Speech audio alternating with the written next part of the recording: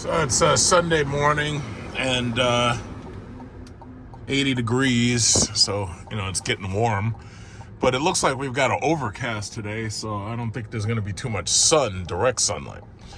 Yeah, so I was just headed over here to American Manhasset. I wanted to see if Lucid has gotten the Gravity yet.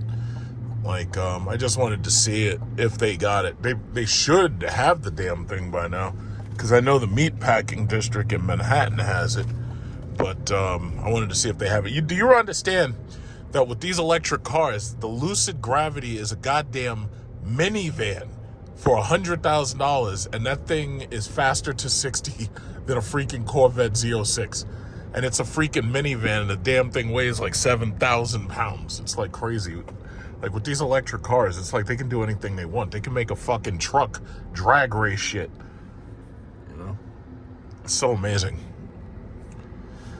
But I just want to see it. I'm not interested in it. It's like if I wanted a minivan, I'd get a Kia Carnival, and it would be like $60,000, and it would have the fully loaded, it would have the reclining seats in the back, it would have headrest monitors and all that stuff. But fortunately, I ain't got to go down that road just yet. Yeah, Kia Carnival. And I've seen them on the road. It's like, as long as you get it like all one color, because I hate it when they do these, like, they got pieces of the car in different fucking colors and shit.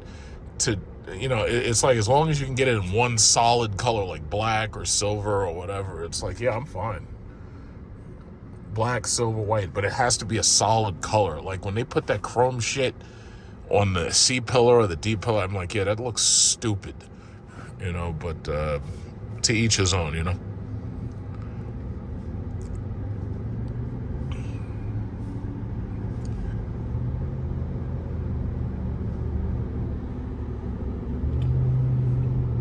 Yeah, look at this, what is this? A scat pack that's debadged. So this way, on first glance, somebody might think you have a Hellcat. No, thank you, sir. No, thank you.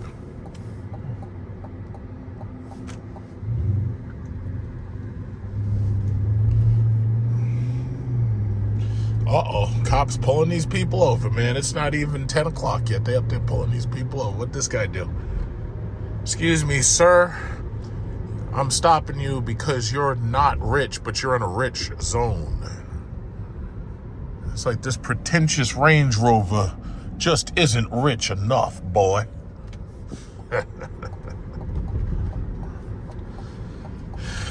He must have done a illegal turn or something. Yeah, the place isn't open yet. Nothing's open just yet. So you got Tesla right there. You drive past Tesla, see what they got in there. They ain't got nothing in there.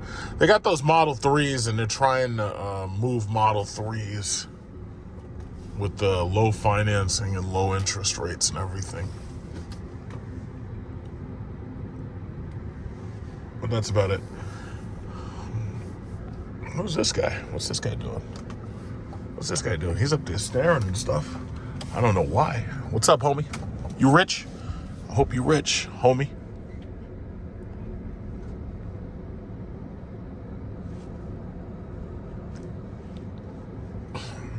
I think that's the new 2026 Tesla Model X color. Let's see what they got in there. They got a Model 3 and a Model Y. That's what's for dinner. I like these things. It's so sad that Elon Musk had to be a complete fucking asshole, because there's nothing wrong with them. It's just that, Musk is behind it. Okay, Cybertruck. Those aren't selling. I think.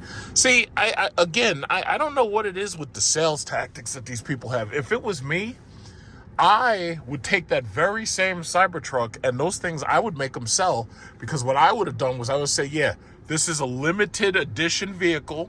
It's a vanity project, whatever you want to call it, but it's limited edition. And it's like, I'm only going to make like, I don't know, 5,000 or 10,000. Okay, we'll limit it to 10,000. And after that, there's no more Cybertruck. the bottom line is, whether you like it or love it, whether you hate it or not, the bottom line is the shit is limited. And if it's limited, people would rush to buy it, you know? But that's not what they chose to do. They chose not to make it limited. And that was stupid. Like, I would have made that thing limited. Yeah, but that's exactly what I would have done.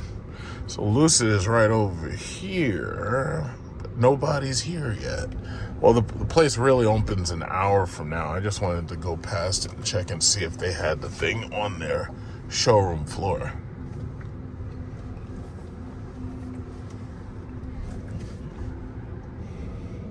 Tory Burch.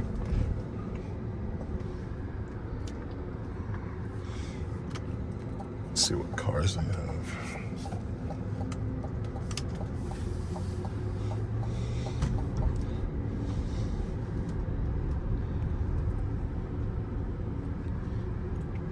I don't think they have it, but maybe I'm wrong.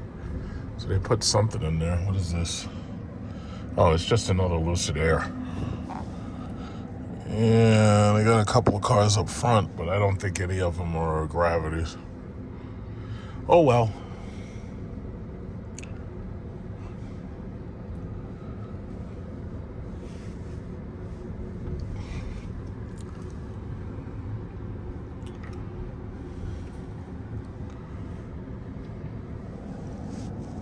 Crate and Barrel. Crate and Barrel reminds me of like Home Goods. It's like you go there and like everything is overpriced. It's basically it's there to take advantage of like 40-year-old single divorcee women, and they just shop and buy anything. Like, it doesn't matter what you got. It's just they just buy it. It's so strange, so strange. I like getting up and getting around before anybody else gets up. So it's still nice and early. These people are still in their beds, drunk and high from last night. Whatever it might be.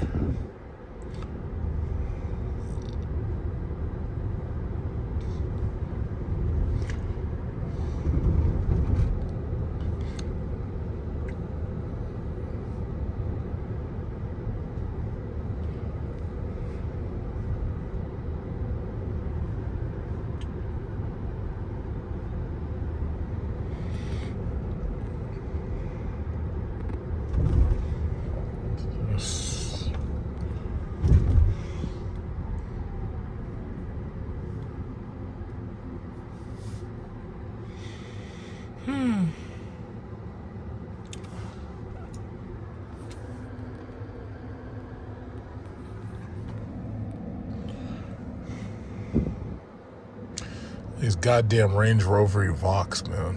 It's like, yeah, when you can't afford the big boy. When you can't afford the big boy, you get the little boy right there. Been seeing a lot of BMW 4 Series lately. I guess they must have had a sale. I know the i4 is definitely on sale. They had a lease deal. I've been seeing a lot of those things. I've been seeing a lot of X4s.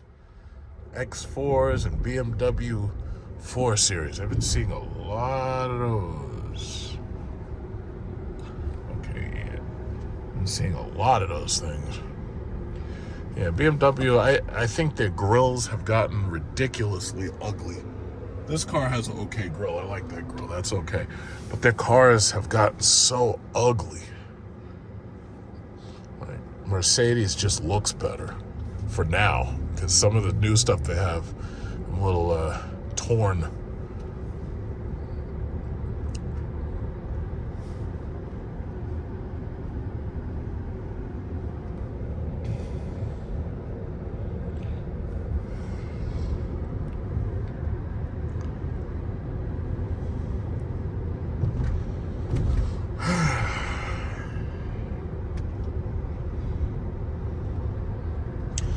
NYU Langone. That NYU Langone is a fantastic hospital. What are they doing?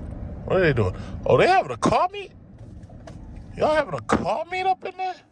Oh, shit. No, I want to go to that. I want to go see the car meet. What is this? We got a Rivian over here.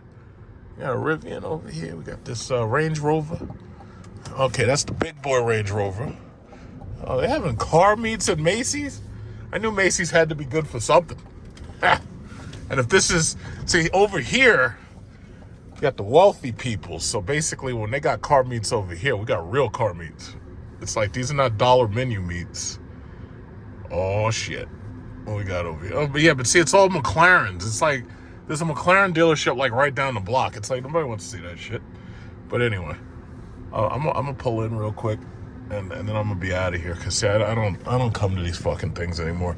It's like, you go to these car shows, people doing stupid shit and crashing into people and everything. Fucking burnouts and donuts. Like, you're like, first of all, if you've got one of those shitty Japanese cars and it's just loud because you got a fart cam muffler on it, you're not really doing donuts, you're doing donuts, okay? You're not really doing donuts, you're doing donuts. Dollar menu meat. Let's go see what we go. Oh, got the Ferrari. I always liked that design. That design I like. The new designs are weird. I like that car. That's pretty cool. Let's get out and look. All right, so somebody's got the BMW iX here. Yeah, see, this is the...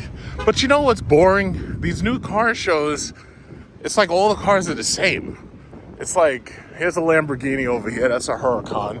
And I will say this about that Huracan. The Huracan has a V10. I always preferred the V12, like the Aventador, you know, the Murcielago and all that. But now they got this new stupid Temerario. And a Temerario is a fucking V8. So my thing is, you're better off having a damn Hurricane. And this is a STO Hurricane right here. You're better off just getting a Hurricane.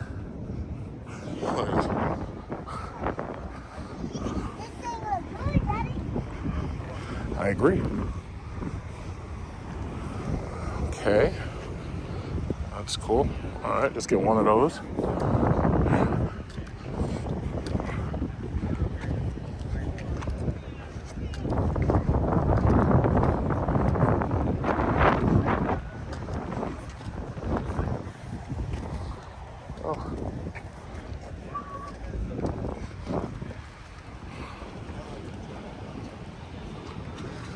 Yeah, I've seen that so many times. Those 720Ss, man. I heard those things are horrible for reliability. This is CLE.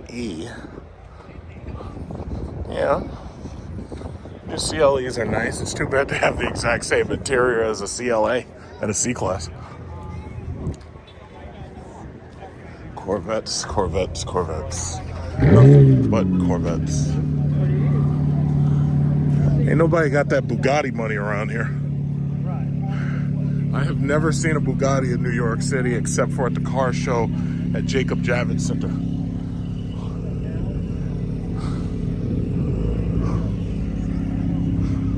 Oh, he's got a cigar. Yeah, of course, that's the trifecta. You gotta have a Ferrari, a Corvette, and a cigar.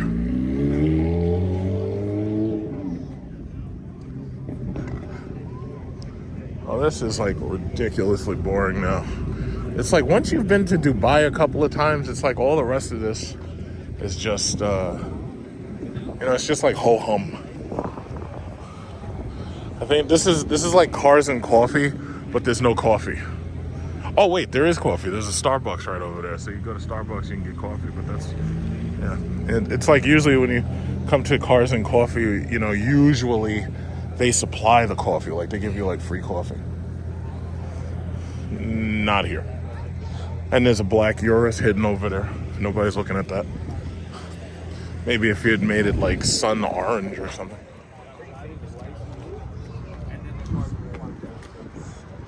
This is boring. I do want to go back to Dubai though, even though this is so ridiculously boring. That's nice.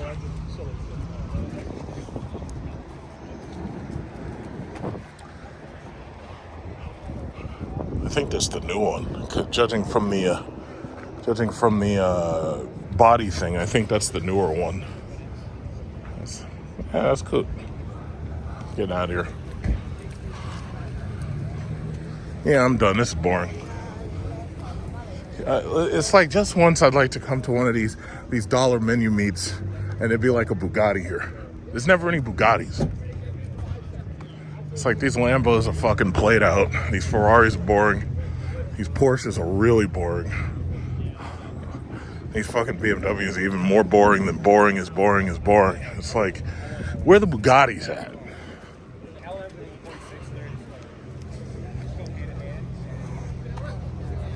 Like, nobody's got a tourbillon.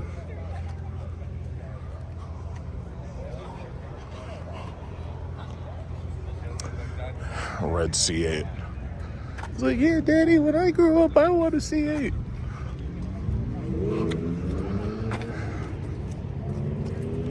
Oh, a Cadillac V-Series.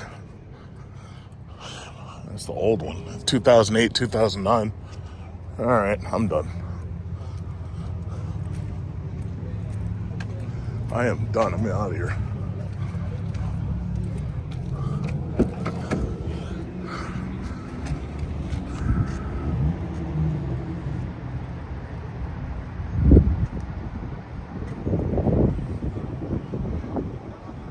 No McLarens, no McLaren F1s. Like, forget these new plastic McLarens. Where's the F1? Where's the F1 from like 2002? It's like that's why these car shows suck. It's like, I'm out of here.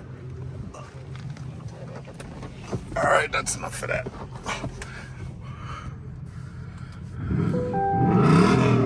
Oh God, Mustangs. Ugh. Boring. Even that new Dark Horse. Notice how you don't see the Dark Horse Mustang. It's like, because nobody bought that shit. I went to the dealer, and that dealer, like, we were looking at a different car. We were looking at that Ford Escape. And even that's not a Dark Horse. That's like one of them Shelby Snakes or something. But they're so boring. The products are just so boring at this point. iRace. Okay, yeah.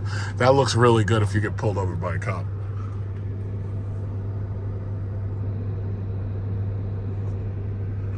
Cop pulls you over. It's like, yeah. So you're telling me you're not street racing? Yeah, well, your license plate says you are. License registration, please. Somebody brought in this big boy Range Rover right there. Horrible reliability once those things are off lease. It's like shit just breaks. It's like, what is going on? It's like, the cars are either boring or they're hopelessly unaffordable. You had two choices. Boring or hopelessly unaffordable. Take your pick.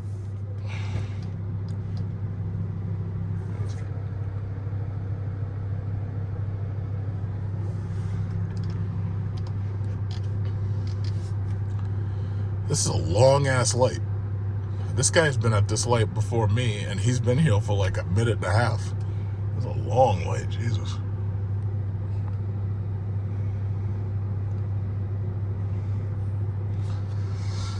Oh, boy. Yeah, you see, when I come to these car meet things, it's like I pop in, I do one quick walk around, and I'm out of there. It's like, I don't want to stay. I don't want to be there any longer than I have to. I don't even try to get like trophies or anything. I don't even bother. It's like I see these guys coming and they're trying to shine up the engine and everything. It's like, I ain't doing none of that shit. It's like, if I want a trophy that bad, I'll buy one. Man, this light is long. Why is this light so long?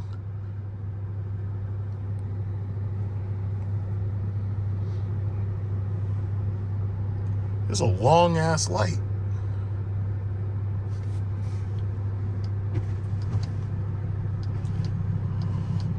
I put my window down. I want to hear his V10. I can't even get a V12 over here no more. Where's the Aventadors at? Where's the Revueltos?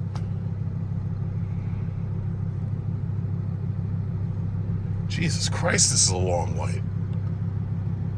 This guy in this Jeep has been here even longer than the Lambo. This is ridiculous.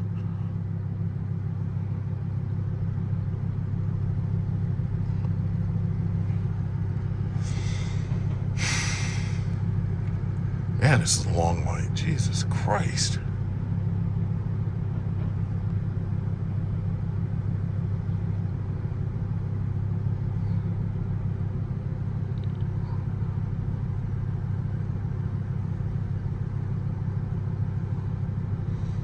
let us go or what? Thank you.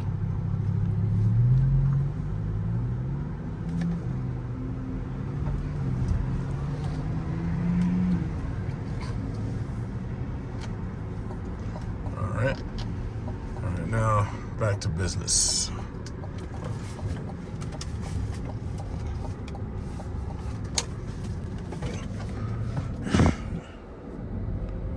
All right, let's go.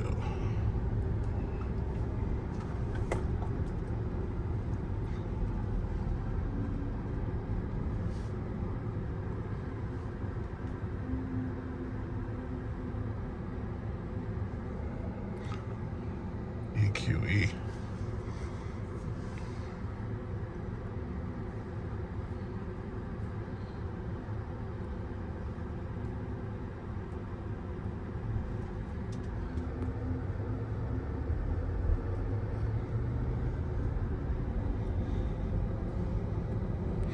Is that an i7? I hope that's an i7. I really like the i7.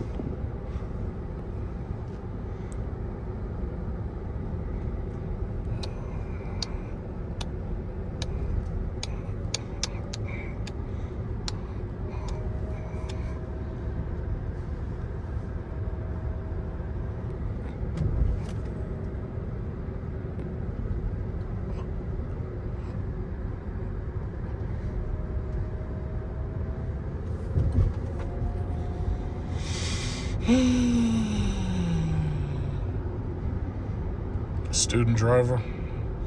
Yeah, learn not to hesitate when going from lane to lane. Just do it. And then speed up. I don't care what that driving instructor tells you. When you go from one lane to the next, get into the next lane as quickly as possible and then gun it. Just speed up. It's like whatever the speed limit says, by the time you get into that next lane, you should be double the speed limit. This is, we bought a car from these people before. This is North Bay Cadillac. I haven't been there in a while. We bought a car. We bought the STS from there. Oh, they have a celestial metallic lyric back there. The plastic surgery group. Yeah, you know these women over here, you know they taking advantage of that shit. Plastic surgery all over their face. Oh, wow, the Americana. They got all the rich cars in here. Everybody's wealthy. BMW X7, the Porsche Taycan parked in there. Everybody's having their rich breakfast. Got the G-Wagon right here. Everybody's got the G. I've been seeing so many G-Wagons. So many G-Wagons. It's like they had a sale or something.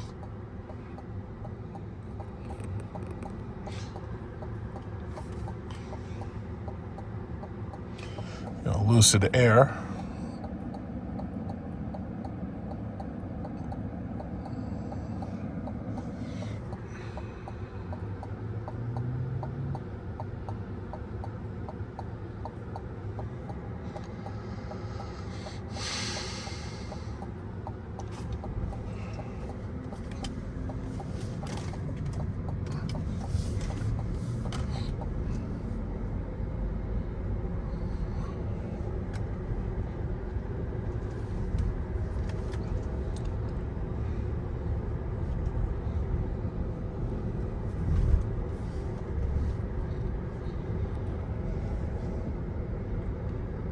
This must be where the poor people live. Or the people who are just not able to afford the multi-million-dollar houses to your left and to your right. This is like where you keep all those people that you need for the economy, the local economy. It's because, after all, rich people's kids aren't pumping gas and they're not cleaning up anything. So you got to have a place for the poor people.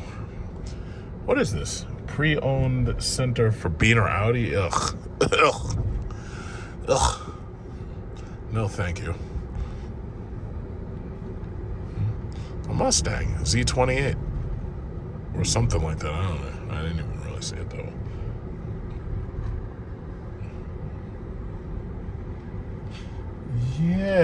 Yes. Crawford's Coffee und Cake. Oh shit, what did y'all do to this S-Class? God damn, y'all gotta learn to drive. Freaking old people. tore that car up. God damn. Look what she did. When are you going to get that fixed? Man, it just hurts my heart seeing those cars just abused. Hurts my heart. Look what you did. Look, Jesus Christ, curved up the rims and everything. Damn. Jesus. Oh, look at her. Look at her. Tearing up cars. Jesus. It just hurts my soul. It hurts my soul seeing that car in that condition. How could you do that? Destroyed it. It just bothers me. What's this guy doing?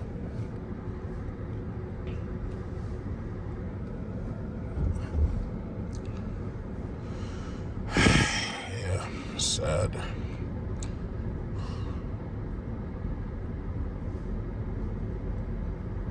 Oh my God. And I'm looking at her in the mirror, and one of her headlights is out.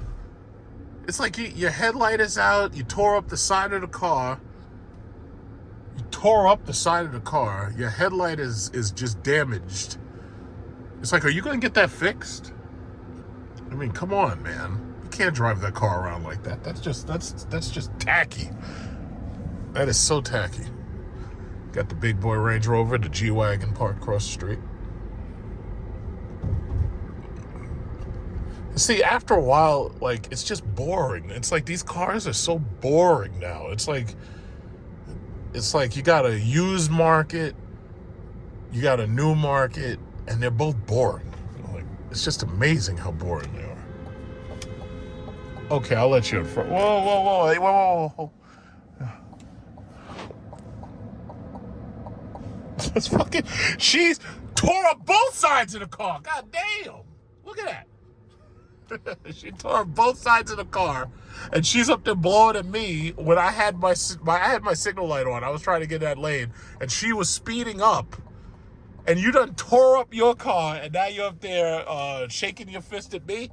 Listen, you old, soon-to-be-dead person who's destroyed that S-Class. It's like, I am amused. I am completely amused by you. You tore up that poor car. And, you know, it just bothers me seeing that car in that condition. It's like, I could, you know, deal without her.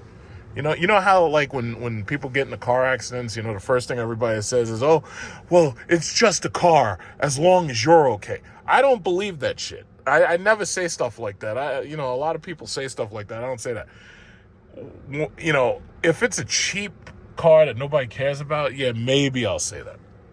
But if it's a really good car that I care about, as far as I'm concerned, you've done a major disservice, and I really don't care about your health. And I feel bad for the car, and I want to get it to the body shop as soon as possible, whether or not you have injuries.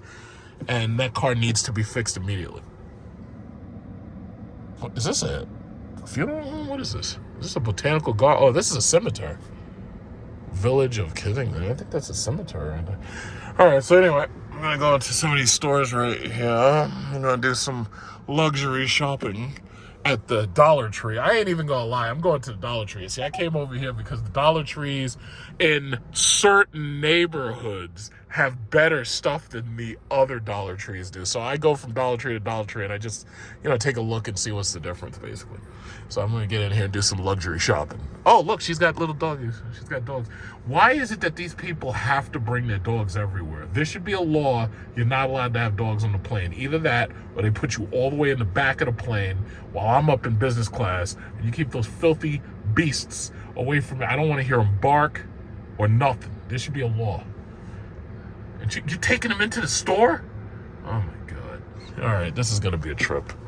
All right, let me turn this thing off. So the Apple store, not very crowded right now, but they ain't got nothing to sell, in my opinion. I'm waiting for that iPhone 17. And as you can see right here, this is my Charles Schwab right here. So all my stock advice, these are the people who handle all my purchasing of ETFs and whatnot. And I think I mentioned a couple of times that you can open up a AI trading. Because, see, me personally, I don't do options, and I'm not a day trader. I ain't got time to do that shit because I got better stuff to do. So the bottom line is, if you want to do AI trading for $5,000, what you do is you open up an account. $5,000 is what you need to get in there, and you put $5,000 in, and you can gradually watch it over time as the AI carefully picks and decides what it wants to buy and how it wants to invest. And basically, I gotta say, my AI account is right on par with my own personal picks. It does things faster, and it does things, I guess you could say, more efficiently. But I like having control to choose what I'm, buying and stuff. And I've done pretty good. My man goat strategy has done very, very well. And the AI is just technology. I mean, it's just more efficient. And I'm pretty sure there are some other ETF traders and stock traders. I'm pretty sure there's other ones that have their own version of the AI trading. But, mine's doing pretty good. So I like it.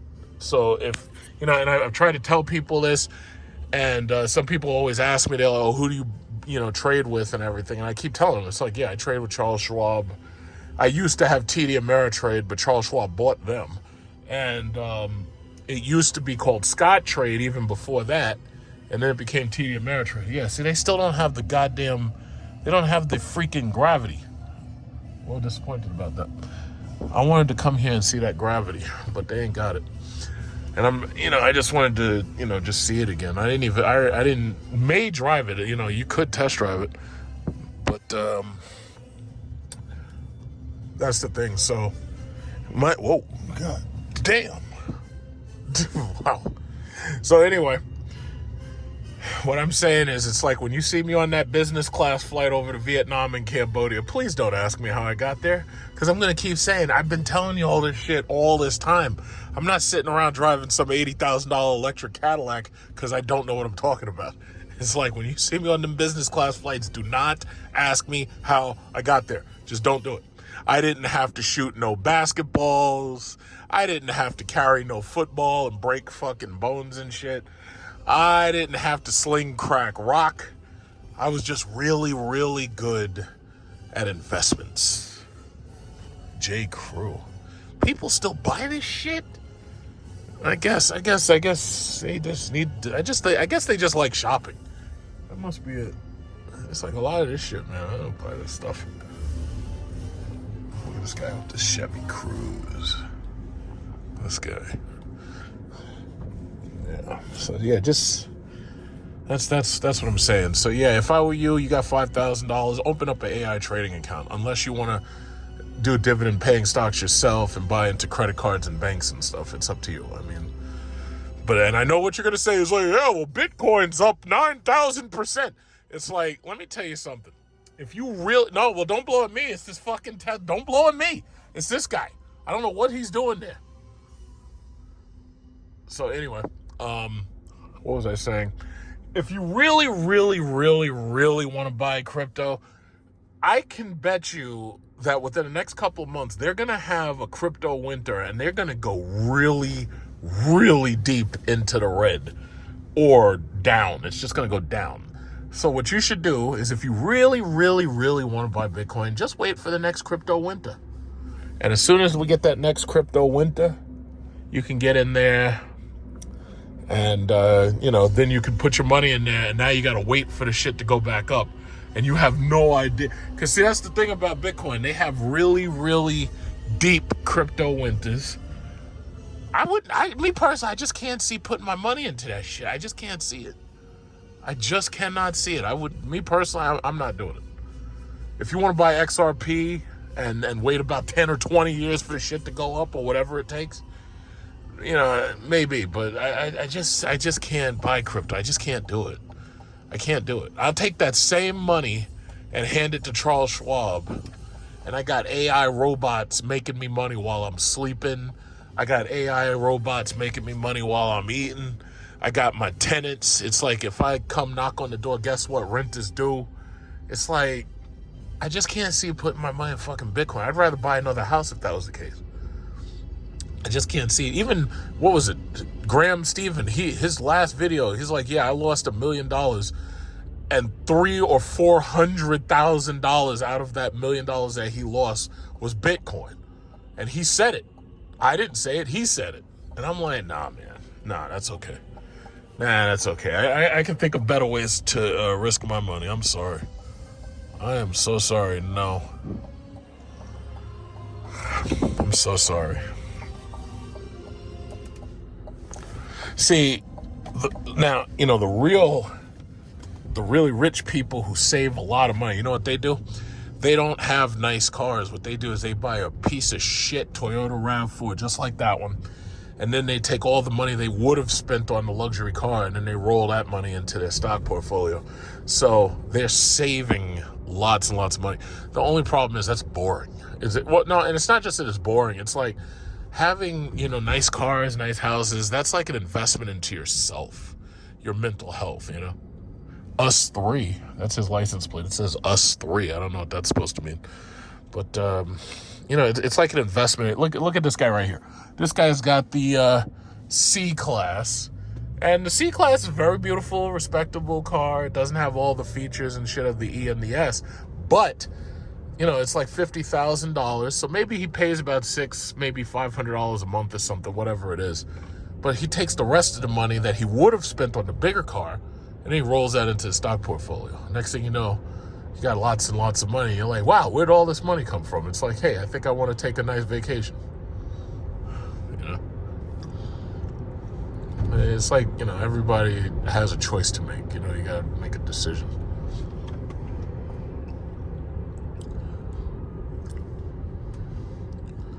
And I really do like the C-Class. It's a really nice car.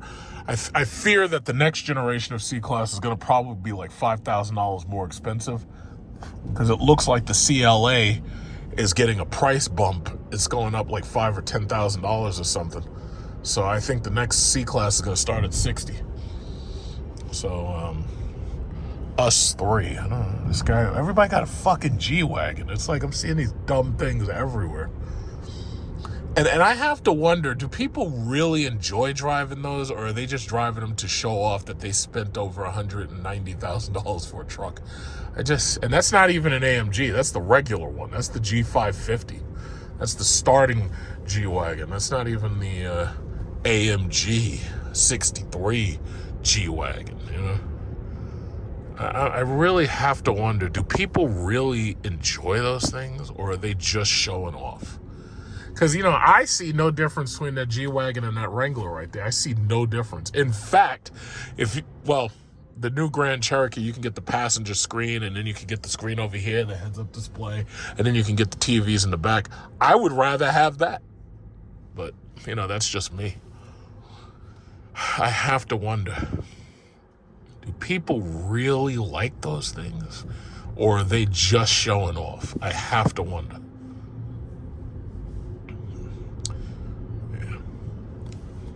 I mean, I just can't see spending that kind of money on a car. I have portfolios that need to be fed. You know, I'd rather take that money and put it into my house or my rental. You know, I just can't see it. But hey, maybe he, you know, whatever. Maybe that's what he likes to do. Some people don't even travel, you know? Like, I've been all over the freaking world, and I'm keep going, too. Some people don't even travel. Some people stay right here on the plantation, and they, you know, wake up day in, day out. It's the same shit every fucking day. I can't see myself doing that. I just can't see it. I cannot see it. I can't see it. It's like I'm like you know, I need to feel new things, you know. I can't see waking up every day to the same shit.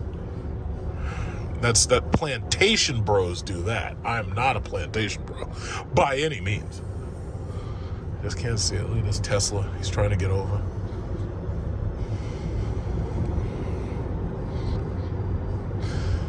Yeah, it's a nice day out here. It's not hot. It's not too hot. It's not hot at all, actually. We got a nice overcast. It may be 82 degrees, but it's smooth. It's a smooth 82. I like it. I have an electric car, so if I want, I can go over into that HOV lane. And that looks like it's probably a great idea right now.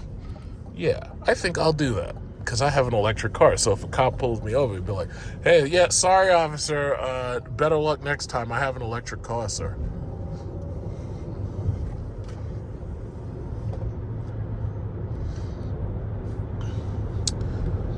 Some of these people have those clean pass stickers on their car. I refuse to put that shit on my... I don't want stickers. I don't want fucking tattoos. I don't want any identifying marks whatsoever.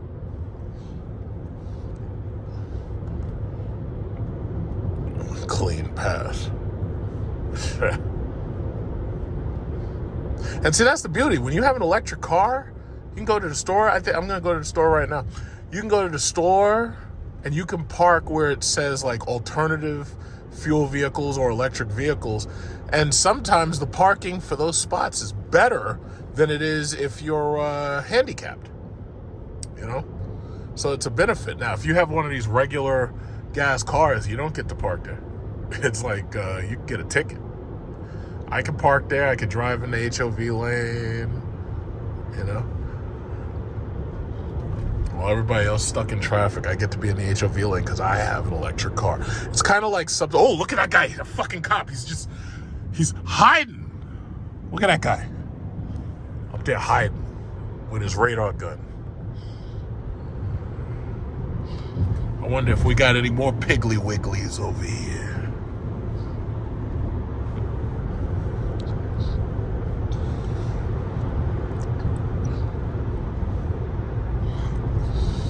Yeah, I'm gonna go to Uncle Giuseppe's, whatever.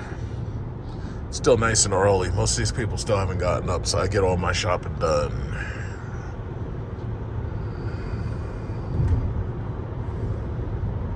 Yeah, so I'm still cruising on my way to Uncle Giuseppe's. I'm almost there. And I just wanted to basically throw in, you know, a little, I'm almost to 20,000 miles. And next week, I have to put my car in for the scheduled maintenance service and everything. They're going to do the tire rotation. They're going to do a software update. Because some of my software updates, you have to do at the dealer. A lot of them come through the air to the computer, but some you got to do at the dealer. So I got to say, I've been noticing a lot of YouTubers. There's a couple of YouTubers, they've been putting out videos for the Cadillac Lyric V. And I know some of them were putting out videos about the Optic V. And the Lyric V videos, the embargo is going to be lifted on the 30th. And the thing about it is, I can't wait to see those videos. My dealer has already had the, South Amityville? Should I have gotten off? No, I get off at North. Yeah, but anyway, some of the dealers already have Lyric Vs, but, they were selling them. Nobody's basically testing them just to drive them or anything. Or at least, my dealer, they didn't really, nobody made a big deal about it, the fact that they had the thing. So, I gotta say, I really don't think this car needs to be faster. This car, anybody who rides with me, they always say the same things. It's a smooth ride, it's quiet. I don't think these things need to be faster. This whole bullshit where you got these people driving these cars and doing fucking drifting, that's the stupidest shit I've ever seen. That's something so stupid that only ADHD Generation Z culture could have thought of it.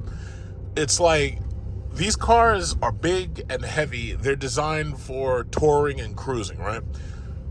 I don't care about the Hyundai in Sport. I don't care about that thing. That's a car, it's cute, but I'd never ever buy one, right? So I know that there's some people, oh yeah, well, this is great, it drives just like a gas car. It's like, that's not what I wanted. So I know there's some people who would buy it and everything. I don't find it interesting at all. I like the fact that with these cars, it's so quiet and smooth that you can just drive it and it's just super smooth and it's super quiet. And like if you have people who are in the car with you and they're trying to sleep, it's really easy for them to sleep because these cars are not dramatic. Like it's not loud. There's not a lot of engine. There's no engine noise because there's no engine. But this car has been really, really reliable. It's like my Chrysler 300 SRT. That car was in the shop a lot. The Charger Hellcat had very expensive repairs. The Jeep SRT is still sitting in front of my house. I don't drive it like I should. I was looking at it the other day. I was like, I really need to drive that thing, because the rust is starting to build up on the brakes. And to tell you the God's honest truth, it's to the point where I don't even want to drive it. I wish I could put it, like, if I could store it inside where it can't rust and all that, but the problem is I just don't feel like, and I don't want to drive it. And somebody was like, oh yeah, well, would you sell it? And I think, no, I would trade it in towards something else, and I would use it as like a down payment or something. But it's to the point where I don't even really want to drive it anymore. And then the other thing that I was thinking, I was like, yeah, I could use that truck like if I need to carry stuff. Like I could use it kind of like if it was a work truck. The problem is that thing's not big enough to be a work truck. That's the problem. What's this guy? Yeah, it's just not big enough to be a work truck. So if I wanted a work truck and it had a flatbed so that I could carry stuff, I would really prefer to actually go buy a work truck like a Chevy Colorado or a F-150 or something like that. But I'd more likely prefer to have an electric truck like the Chevy Avalanche. Well, not the Avalanche, the Silverado EV or the GMC Sierra. But my problem is it's like, I just don't drive that truck, and it's paid off. It's just sitting there and it's collecting dust. $80,000 worth of truck, just SUV, whatever you want to call it, just sitting there, And I could drive it. I could drive it right now. I just don't want to. It's like I like driving this car, This is a great car. Look at these guys with the Teslas. And even at peak Tesla charging, there's still charges left to go to. Like there's still open charge. Look, that's nice green on that Cadillac XT6. And then there's that Lincoln Nautilus, Chinese made. China's showing us that they make better Lincolns than we do. That's crazy. And Uncle Jeppes, as you can see. And my thing is, it's like, I don't know what I'm going to do with that car, man. I got to do something with it. I just don't know what I'm going to do with it because I just don't care. Oh, look at this black lady. She's got the Rivian. Okay, you go, girl. You got the Rivian. Oh, all right, okay. So we got the Teslas here.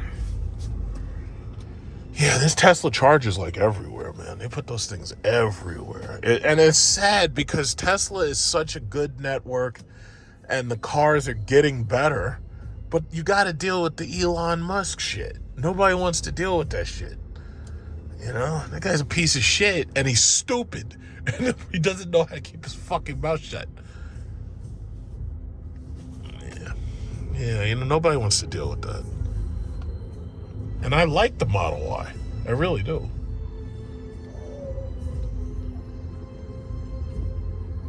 Okay. All right, let's go on Uncle Jeppes. Yeah, so the only problem is when I go in here, they're usually playing Italian music. And the problem is if they're playing that music, you get copyrighted real fast. So I got to make sure that whatever they're playing, I don't hear it. Got ripe melons. Yeah. A little bastard.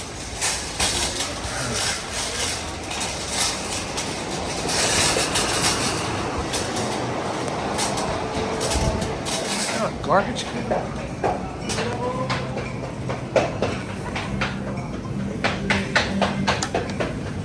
Yeah, here we go. Let's chop up that sushi.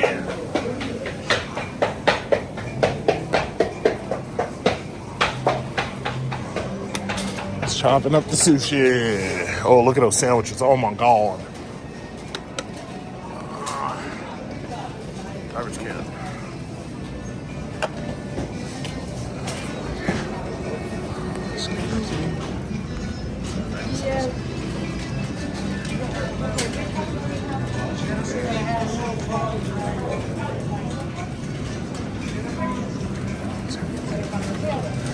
Oh, we got the salad bar and the stuff.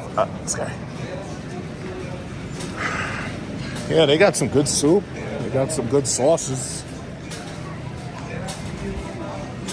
Not the cheese. I think I've made videos of this place. Oh, where was that? Oh, champagne sauce. They got the champagne sauce, but you can get that from here. They have their own factories and stuff that make their own sauces. They got champagne. They got vodka sauce. They got a spicy vodka sauce, which is really good. Meatless vodka sauce. What else? You got the pesto, roasted garlic. You got that champagne sauce right there. Yeah, that's what I'm talking about. Vodka sauce and champagne sauce. How do you go wrong?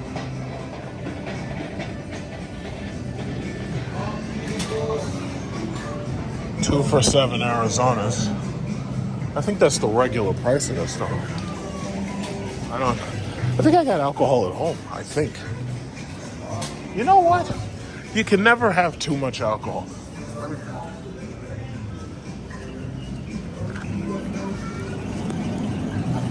Yeah, you can never have too much of this.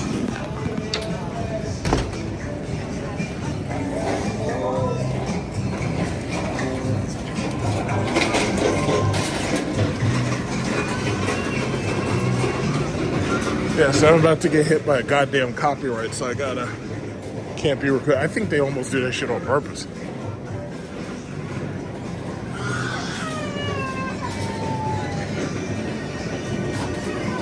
Yeah, it's so loud. I'm probably going to end up getting copyrighted because the AI on these social media things detects it like right away. But I'm just going to go to the bakery, pick up something real quick.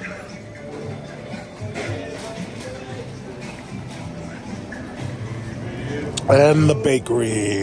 We're here for the bakery. The cheesecakes are fantastic. I'm gonna get something out of there.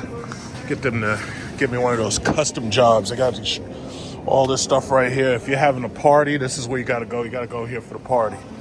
This place is fantastic for the party. They got it all. They got it all. They make candy too. I swear to God, man, this stuff is dangerous, boy. This stuff is dangerous. You remember that guy, Wilford Brimley, and how he had to come on? He said, your diabetes, you got to check it often. Yeah, well, if you're here, you got to check your diabetes. Check it often. These were on sale 2 for $12, but the price went up. These things were $4. It's like, I'm not going to buy that. Okay, I got to turn this thing off because I'm going to get a copyright strike. So I'm here in traffic. I'm next to a CT5V. I'm guessing that's a V Sport because it's not a Blackwing. It's a nice car. I had my sibling drive the CT4, not the CT4V. But the problem is, and I've complained about this, they put those goddamn turbocharged engines in these cars. Now, it's a 4-cylinder with a turbocharger, right? And I'm thinking that sport model probably has a twin turbo. But the bottom line is, it's not a supercharged V8. If it's not a supercharged V8, count me out. Now, I hate turbos so much that I would rather have an EV than to have turbos. That's how much I hate turbos. Now, some people, maybe it's young people and shit. Now, oh yeah, well, you could just take the small turbo and you could take them out. You could put bigger turbos. It's like, nah, man. It's like, listen, I'll say it like this. There's only 2 turbocharged cars that, if I had trillions of dollars, that I would ever even consider buying. One of them is the Nissan GTR, and it's too small for me. So the answer is no, I wouldn't even consider that. I like the way the Nissan GTR sounds, but I hate the way everything else sounds. The Bugatti Chiron has 4 turbos, not just 2. It's got 4. And that I like. Now, the new Bugatti, the Tourbillon, that one is not a W16, and it's not quad turbo from what I know. I believe that one is a V16, and I think it has like a electric assist or something like that. Like it has some form of hybridization. I'd have to double check that because I haven't actually seen any videos of it being taken delivery of. But they made a whole new engine by Cosworth, a V16 instead of a W16. And I like the Chiron. Like Jay Leno just put out a video showing him driving a Bugatti. What was that damn thing? It was it was one of the Bugattis with the quad turbo, and it was great. It was cool. He was sitting in there with Donald Osborne driving this thing, and yeah, it's really cool. But of course, you know, if it's a Bugatti, it's like you have to have hundreds of thousands of dollars just to fucking service that goddamn thing, because everything on it is 10 times more expensive. Look at that. Oh, he's just fixing his tire. So, yeah, so those, you know, those things are cool. But then when you really think about it, if you buy a Lucid Sapphire and it's an electric car, you can beat everything else on the road. Ferrari can't fuck with you. Lamborghini can't fuck with you. Bugatti loses to you in that quarter mile. I mean, I would rather have the Lucid Sapphire. And I'm not a fan because they made it a little too small. Like, my car has a larger ceiling, so I sit straight up and everything. I like that. But if I had to buy a race car, yeah, I'd get the Lucid Sapphire Air for $250. And everybody'd be like, oh, yeah, well, you've got a four-door sedan. I'd be like, yeah, well, I'll whip your ass and take some money from you right now. You pull out your McLaren, and you're getting eaten alive. And then I just get louder and louder. I'd be like, yeah, get your Lamborghini with Vuelto, bring it out of here. And of course, they'll be like, nah, man, I ain't doing it. Because they know that electric, they can talk about it. Oh, yeah, electric cars is boring as dishwashers. Be like, yeah, but I'm going to take your money right now. Let's do the race, and I'm going to take your money. What you got to say? Oh, no, nothing, no, that's okay. Yeah, they just back down. That's what I'm talking about. So we're going to have electric cars that do 300 miles a fucking hour and don't use gas. That's crazy. Like, electric cars that could do 300 miles an hour. That's just unbelievable. Like, they got that, what is that damn thing called? The Rimac Navara. It can only go up to like 250 because of the tires. So my thing is, y'all need to make tires that can do 300 miles an hour. It's just that simple. So this way, we can race the shit out of these people. Like, you talking about the Florida super speeder laws, man, they're going to have to make a whole new jail cell for people who do doing 300 miles an hour. They're going to have a whole new prison. But that's what I'm talking about. It's like, most of this stuff is just boring. It's like either boring or it's hopelessly unaffordable. Ain't nobody going out there and spending that kind of money on no damn car. It's like most of these rich people can't afford these fucking Bugattis.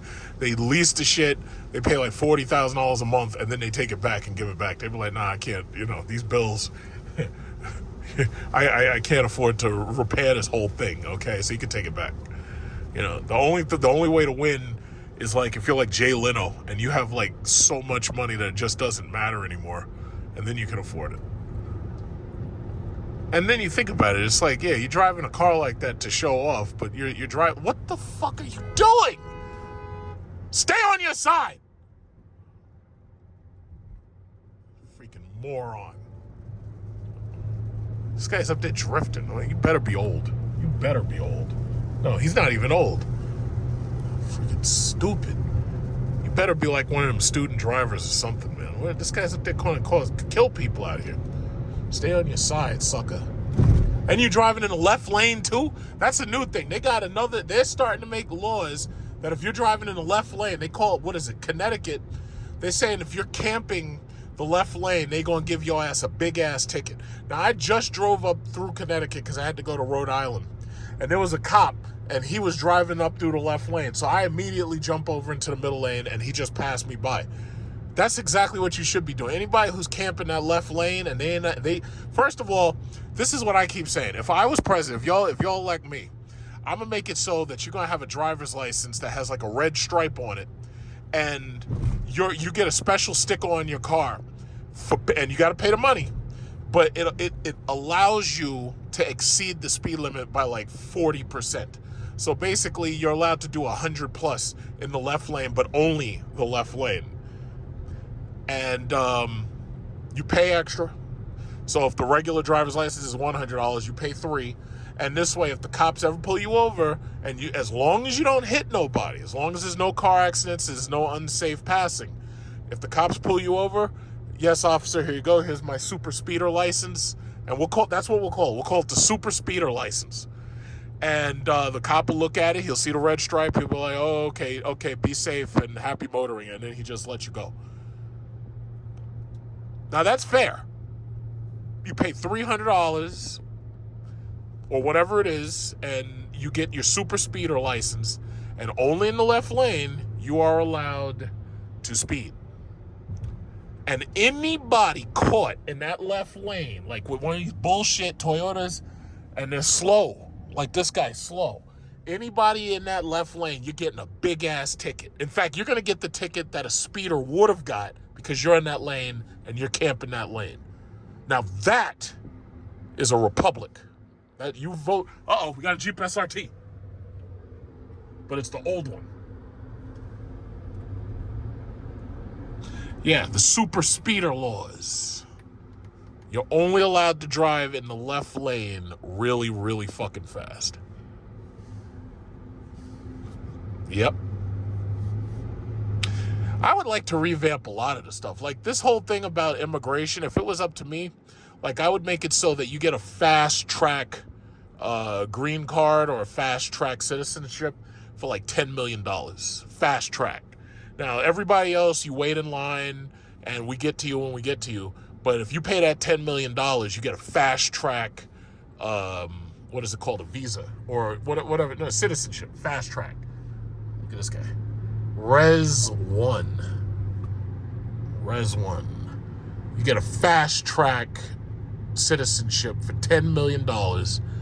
And what we'll also do is we'll fast track visas and we'll fast track green cards for like a couple of $1 million. And if you do it like that, yeah, you'll get CNBC and then, oh yeah, well, this President Big Truck Series, he's selling out America and he's making it so everything's for sale and everything. I guarantee you I'll pay that $40 trillion of fucking student loan debt or whatever the fuck it is. I'll pay that national debt down. Look at that. I always liked that thing. I liked that from the day I saw it. The problem is it's like mine is newer. And I would never buy an old car like that. But that's high. I like that. Let me see over there. Sure. What's your name? Come on down. So I'm just going to sit here and wait for them to get me somebody, my trader over here. And I want to start. Jesus Christ, this thing's always listening to you. And it just keeps going. Yeah, so I'm going to talk to my trader because I want to change a little things in my one of my dividend payer accounts. So they should be out here in a minute, but I think they're with somebody right now. This is a new Navigator. I just saw a dude on the road with the last generation model, and he had a nice blue. This thing is $105,980. So what do you get for that? Let's see. You get a crystal white paint is $750. I'm just looking to see what the seats have, like heating, cooling, ventilation, massage, and all that. I'm just looking to see if the seats have all that. It says seats are heated, ventilated, front with driver memory. Seats perfect position, 24-way driver seat, 22-way passenger, rear heating, tri-zone climate control. Okay, power running board there. Ooh, Jesus, that's nice. Caution, do not touch display during installation. This film is to remove for usage. I've already looked at this Navigator when it first came in. And now looking at it again, I have to say, it's nice. It's like if you like Lincoln and you like Navigators, this is pretty nice. And I want to sit in this seat right over there. Yeah, you're not supposed to be listening to me. That's why, Siri.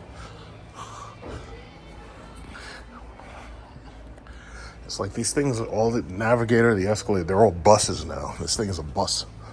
Oh, so it's got the light inside there. That's nice. Okay. So yeah, I had to come here because we're planning to pick up the car possibly tomorrow.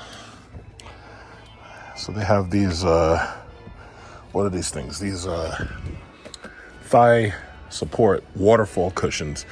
Basically, you know what's so crazy about it is it's like, and you have to adjust the majority of this stuff from the passenger screen or from the display. You can't adjust most of the stuff from the seat, which I find is kind of interesting. Yeah. It's a bus. And this is one thing I don't like. I don't like the fact that I sit up so ridiculously high in this thing. And that's what they do. They boost these seats as high as they'll go. It's like, hey guys, did it ever occur to you to make it so that the seat has a range of movement that allows it to go as deep down as possible? I want to sit on the fucking floor. I don't know how to better explain that. I want to sit as low as possible and I want to lean back. But they got these seats up so freaking high that it almost feels like if you were to get in a rollover, you could fly right out of the fucking window. I don't want to sit this fucking high. I want my arm to be like as low as possible. I don't want to be sitting up this high. But I don't know. Yeah, but it's got the Blue Cruise driving technology. So this is just like my car. It's like if you put it into that middle lane, it'll basically coast and it keeps watching your eyes to make sure you're paying attention. Pretty much all of these cars are getting autonomous driving. But see, the crazy thing is Tesla is trying to take it to the next step. Tesla wants to make it so that, the car can literally like drive itself and everything. And that really isn't going to fly that well because there's just too many unknowns. There's too much that you have to like worry about. Like you got to worry about people just jumping out in front of you, and you got to worry about all types of things that you can't even imagine. One thing I do like, the rear has heated, ventilated seats, and I think in some cases you can get a massage back there. But my thing is, you should put televisions on these damn things. I think the Black Label, you can put monitors on it, but then the price goes so ridiculously high. It's like, what about the people on the low end? This is the low end. This is $105,000. This is the low end. But it's nice. I mean, this is nice. It's hard to complain about it. I mean, it's nice. I do like the way Cadillac did their screen instead of the way Navigator did this screen. Because for Cadillac, I believe the speaker is behind the screen. But for Lincoln, the speaker is in front of the screen. So the speaker is right here, and the screen is way further back. Like this is distance back here. Like I can't even reach it with my arm. But it is very, very nice. Me personally, they're cranking these cars out so quickly. It's like by the time you even get used to one style, they have a brand new style out, But I do like this, and I wish that Cadillac had done the widescreen display in the Vistic, because the Vistic has the same display that I have in the Lyric. That display makes sense for a smaller vehicle, but for something the Vistic size, I would have gone this route, just like the Lincoln Nautilus. So yeah, it's nice. It is nice. So you got the USB ports, and then you have the ability now, you can either get a sandwich box, like you can get a freezer right here, or you can get a gun safe. You can get a safe right here, you can keep your gun in there. So they have two USB-C ports, one 12-volt. It looks like they have, this is where you disperse the perfume. They have a perfume dispensary right there. So you can put perfume vials in there, and it dispenses them into the cabin. I don't know why they put it here. I would have put that in the glove compartment like Mercedes does. Like, why would you want that under the armrest? But whatever. It's just, that's like a design thing. This is very, very nice. But if you're a Navigator owner who wants to do serious towing, you're going to want to go back to the days of the regular V8. Because I know they try to talk about, the ego boost is so powerful. It's like, you don't want that. You want the V8 because it's easier to fix. For one, it has more low-end torque, and it doesn't rely on these horrible turbochargers. I hate turbochargers. And the 2010 Navigator, you could use regular unleaded fuel in that V8. That V8 was bulletproof. It was like, yeah, they had a problem with coil packs burning out, before they were supposed to, but that was a bulletproof engine. It's like now with this ego boost bullshit, it's like, nah, I don't know how to feel about that. They also sell Subarus. They sell the Subarus. I ain't thinking about it. Yeah. Morning. Yeah, so if you were sitting behind me, you still got leg space. That's not bad. Got some leg space back here. I think the materials are so plain. It's like this would really be nice with more color, but I guess maybe that's just how it's optioned.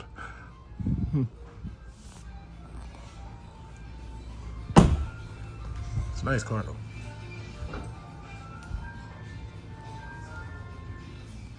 This is a Lyric V in my color. So this is a Lyric V with these new wheels, and you see the V badge, and it's argent silver with the V badge. This is nice, and it has a valence that's different than my valence, because there's very little minute touches, and you got to appreciate the fact that they put minute touches on it, because you don't want to be like Dodge, where they give you a car and the shit looks just like the other one, or the back of the car looks just like the other one. Like the Durango has the proper Hellcat hood, but it doesn't have anything special going on with the back.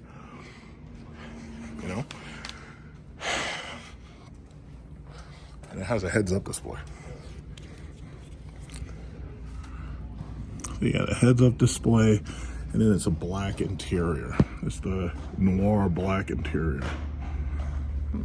So they didn't make that many interior touches, except when you get noir black, you also get this checkered side right there. My car doesn't have that checkered side, but any car that comes with noir black seats does. And then it has the V series seats. It says it's charged up to 81 miles. It's basically the same exact thing that I got. The only difference is it's black. So that's nice. I like that.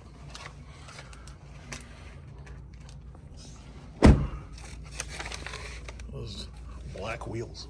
I like that. All right.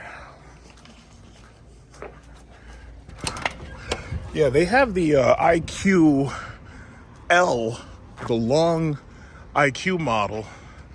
And I was going to take a quick look at that. I'm just going to put this part, because I had to buy a rear wiper blade for my mom's Cadillac XT5. This is not it. She has a red one. I had to buy this rear wiper blade. So I'm just going to put this in the car. And I'm going to go take a look at the IQ L.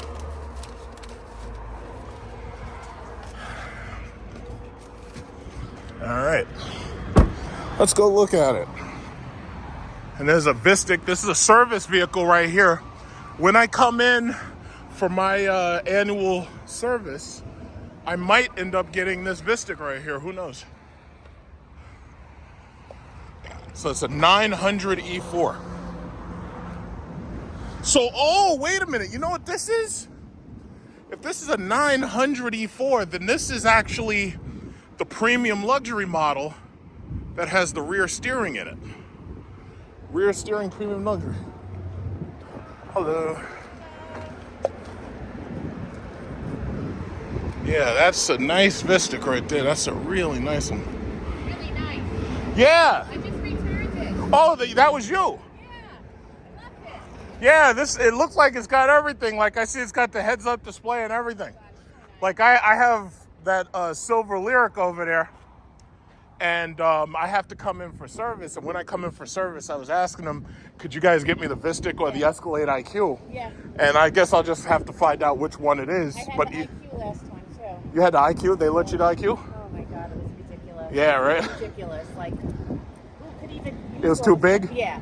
Yeah, but you gotta listen. I'm like damn near 6'7". Yeah. So for me, Love it. for me, yeah, it's awesome. You're gonna love it. So nice. Yeah. It really is. So you have an XT6, but what would you do? Would you consider going electric, or are you going to stay gas? Because you know, if you wait till next year, the 2026 XT5 is going to have the Lyric interior, but I don't know if they're going to make this car with that interior. I like this car. Because you like this interior. Loved it. But the problem is, I think that they should be making an XT6 with that interior, but they think, you know, they're just going to get rid of it altogether. I'm like, that's a dumb move. Beautiful. I like it. Yeah, it's the same I have. I love it. You have the electric, right? Yeah, that silver Lyric. Oh my gosh. I love it, Yeah. honestly. Electric is great. I'm not into the charging thing. Nobody is. You got to charge at your house. Yeah. And if you travel and you drive, you have to be careful. Yep. Right? Yeah. And most of these charging stations, especially EVgo, they're terrible unless you use Tesla. Yeah. I know. See, you're all up on. I'm not up on that stuff. Yeah. So this is it for now. Okay. Well, enjoy. See you here. All right. Take care. Yeah. So this is nice. I like this silver. I love this silver. This is fabulous. I love that. So let's go see the IQL, and then I'm out of here. And then I gotta also say, they got a brand new color for this optic. It's called Monarch Orange. And that color is really nice. And I saw the Hummer, they got that color for the Hummer too. It's really, really nice. It's like, Cadillac, man, they're churning this stuff out. They got so much cool shit now. It's just amazing. Meanwhile, Dodge Chrysler, man, those guys, they're in trouble. They're in trouble. I drive past their dealerships. They've got 2 Dodge Charger EVs parked out there. Nobody wants them. Oh, is this it? I know this is an Escalade IQ, but I'd have to check and see if this is the L model, because they just got 2 L's in. This is not the L model. I could tell just by the C-pillar. But oh, wait. See, that's a regular Escalade. Like, you can almost tell them apart, man. These things, oh, wait. That might be it right there. Look at that. Yeah, these Escalades are something else, man.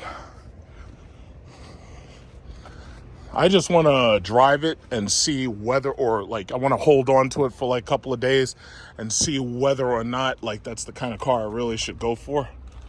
But these things, man, look at this. Got the TVs and shit. Whoa, this thing's hot. This thing's really hot. It's like 100 degrees out here. They got the TVs up in there. That's what I'm talking about. Nice cream leather. This is a regular IQ. It's got the soft closed doors. Look at that. Just push that button. It's got the soft closed doors. They're basically, I have to say, they're basically on Mercedes level at this point. You know, when it comes to the Escalade, they are absolutely on Mercedes level. Now, with the rest of their cars, I think if they make a couple of improvements, they will absolutely be on Mercedes level or beyond it. Because to tell you the truth, I would rather deal with GM than to have to deal with Mercedes or BMW. I really would. I prefer GM. Look at this. This is silver. Holy shit. I can't even get this whole thing in the frame. This thing's so big. Wow. Then they got like the white diamond. This is IQ. This is an IQ. A couple IQs here. So they have a new lease deal, and the IQ lease deal is $1,800 a month. It was $2,000 a month, but now it's $1,800 a month. And that's pretty good. That's pretty good. I'd say that's pretty good. Look at that shit. God damn. I like that. I don't really like the pastel gray paint. I like bright silver. I'm not too interested. Like, some people like matte gray and pastel. I prefer the silver. Like, look at this. This is a Vistic in silver. Yeah, I like that. But I'm not too, I don't like those pastel colors. I'm not into that. Like, those pastel colors, those watercolor, I don't like that. This is nice. Man, it is fucking hot out here. It is 91 on my watch. It is hot. This is nice. When these Escalade IQs, when these things depreciate, these things are going to be amazing purchase deals for anybody who wants an electric vehicle. Because I'm sorry, $130,000, I would never pay that for a car. I just wouldn't do it. I wouldn't do it. I've seen too many people get burned by negative equity to pay that kind of money for a damn car. I couldn't do it. This is it. This is it. This is the 2026 Escalade IQ Sport model, and this is $136,000. This is it. So basically, see that back? That's how you know. God damn, that thing's big. I gotta get this into the frame. It's so big. Yeah, so I switched to my widescreen. Look at this goddamn thing. This thing is so freaking huge. So the third row is supposed to be bigger. Okay, this one's locked. But it's basically an Escalade IQ, but this thing is a fucking bus. These are buses. Look at that fucking thing. That thing is a bus. It's like you could call this the Q6. Man, that thing is big. It's like the photos don't do it justice. That thing is fucking huge. If you're an NBA baller and you got to carry around a bunch of NBA ballers, that's the shit you got to buy right there. That shit is crazy. That is crazy. Yeah, but me personally, I can't see with depreciation where it is. I can't see spending $100,000+ on anything. When these cars depreciate, you're gonna see the depreciation curve. It's gonna look just like the Mercedes EQS. Like I was telling you about my aunt. She just got rid of her Mercedes EQS. And I was talking to her on the phone because I know some of y'all don't like leasing. So my aunt, she decides to go and get a Hyundai Tucson, and brand new. But she told me, she was like, yeah, I hate the fact that when you have one of these cars and you want to get rid of it, it's so hard to get rid of it. Now, me personally, I just go to the dealer and just trade it in. She didn't like the dealer's number, so she decided that she was going to get a personal sale. I would rather just deal with the dealer because me personally, I don't feel like doing paperwork and signing fucking titles and shit. I don't feel like doing none of that. But that's just me. Some people are willing to do it. I'm not. But long story short, she just got rid of her EQS, and she had the EQS 580 fully loaded. And she got herself a brand new Hyundai Tucson. That's her retirement car. And she's loving it. And when you look at the depreciation on all of these cars, when you pay $130,000 on a car, the depreciation hits you so hard, so fast that you lose like 30,000. You lose like 30,000 like right away. You know, I just don't see that. I can't see that. And I understand the fact that I like buying new cars, but my thing is, I just don't want to deal with that depreciation. I'd rather lease, and this way, if I don't like the depreciation curve, I can always just get rid of it. So right here, you got a gas-powered XT5, just like this one. And apparently something was wrong with it, and they wheeled it in. But keep in mind, that's a gas car. My car has been fabulous. My car has been very reliable. I haven't had any problems on my car. And I hope it stays just like that, too. They got this dark horse right here. This is an automatic. And it's funny because I was watching Jay Leno's show yesterday, and he had the GTD, and I think that thing cost like $300,000 or something for the GTD. But to tell you the truth, it was like I was watching him drive it. It just didn't excite me at all. It was like, it wasn't like watching a Hellcat or driving a Hellcat. It was just a GTD. Yeah. Here we are again at my favorite location. We got Target right here. My favorite place to be. And after the storm, those two machines right there weren't working. So fortunately, there's just one person right here. She's got this little Hyundai Kona. So these two people are almost done. So she'll pull in, and then I'll pull in right after her. She's a nice little Swedish lady or something. She got like an accent. Cool. Now this guy right here, I'm trying to understand this guy right here. This guy's got his CT5V, and it's just parked all the way out here by itself. And you know what I was thinking? I was thinking about what I might want to do is I might get my brake calipers painted red. Like, you know, it's kind of funny in the back right there.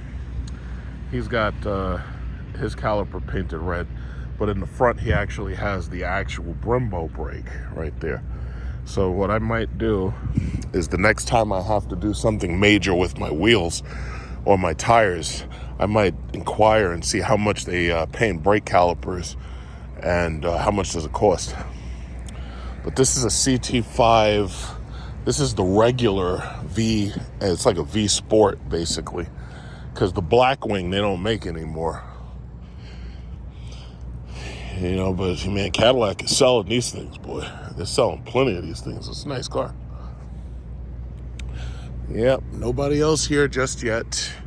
It is 6:51, so I was gonna get my charge on, and this way I'll be good for the rest of the week. But yeah, that's nice. It's black on black too. That thing looks awesome. You know, and it's so sad. Like Dodge and Chrysler, man, they're just totally fucked up. They're totally fucked up. It's like the Chrysler 300 could have had a Hellcat engine.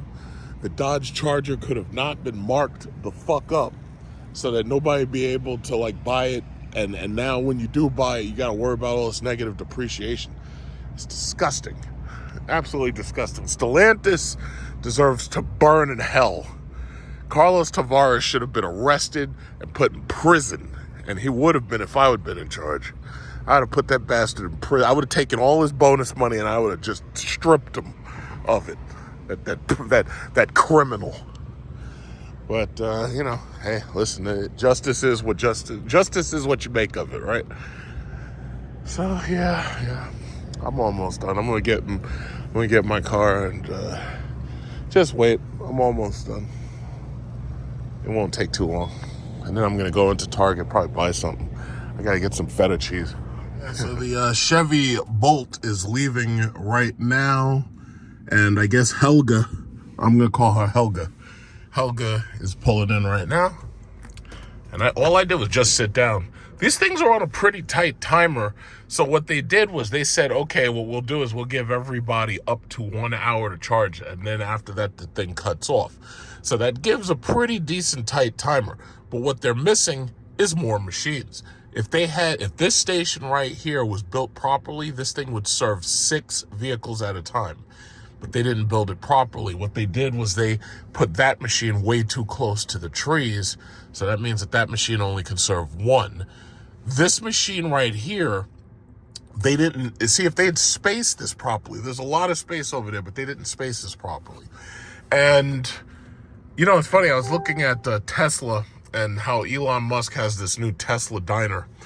All of the Tesla superchargers have pretty much always been spaced appropriately. And then because of the fact that Teslas always have their charger on the rear driver's side, just like a gas tank would normally be.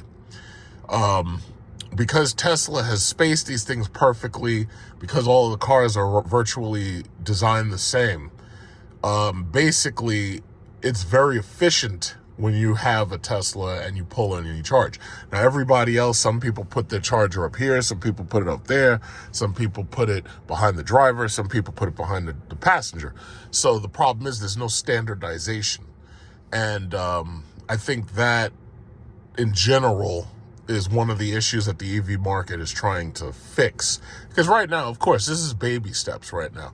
And me personally, I'm actually glad to have been a part of it, because see, once my 2 years of free charging runs out, I'm not coming back to any of these stations unless I'm on like a road trip or something. And then once I'm on a road trip, I don't have to use EVgo. I can use Tesla, I could use EVgo, I could use Electrify America, I could use anything else. But you know, my trip to Rhode Island basically had me understand, it's like, yeah, I actually have to stick with the EVgo. I don't want to have to use Tesla. Now, if I was going to drive this thing from New York all the way to California, or if I was going to do some crazy drive like from New York to like Florida, yeah, I would start using the Tesla. I would use the Tesla stations at that point, because they're just easy to find. They're everywhere. They're reliable. And for the most part, when I was on the last trip I took, I would see Tesla stations, there was nobody there at all. Like sometimes it was one car, but for the most part, most of the stations, there were just nobody there.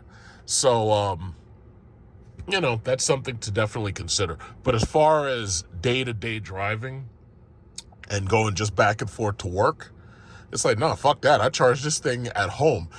They sent us a message and they said, yeah, what you got to do is after 7 o'clock, that's when you plug the car in, and that's the off-peak hours and this, that, and other. So basically, I experimented with this car for 1 month. So all I got to do is wait till 7 or 8 p.m. and just plug it in and, right in the side of my house, and then it just charges, and I think more and more people who are getting these cars are doing the home charging, and no matter how you slice it, it's cheaper than, it's absolutely cheaper than charging in the public chargers. Because see, with these public chargers, they have to charge you fees and everything to ensure that they have enough money to, pay their people and to upkeep these chargers and everything. But, I first of all, I love this car. I'm thinking that I might end up keeping this car because, I was looking at the new cars, and these things are so fucking expensive along with the interest rates that unless you get some kind of great lease deal, these things are just very, very, very expensive. And I saved a lot of money having this car built for me. I think what I would probably do, keep this car. I might have the interior detailed, and, somebody was telling me, yeah, you should get like a ceramic coating or some shit for the seats or something like that. But I would have this completely detailed. I'd have my driver's seat completely detailed because my driver's seat, some areas of it start to get a little bit dingy because this is white leather. But if it's possible, I'm going to look into that. I got to do some research because right now I don't want to put anything on the seats at all. I don't want to put like ceramics or anything like that, but I have to look into it. But I would have all the white areas ceramic coated. The gray areas I'm not worried about. I wipe those down with a microfiber cloth. That's not a problem. But I'm thinking I just might end up just keeping this car, I have a heart. See, I'm the type of person, like, I like to collect stuff. It's just like with my stocks. I buy stuff and I hold. I don't like just selling shit. Like some of these people, oh yeah, well the depreciation is terrible.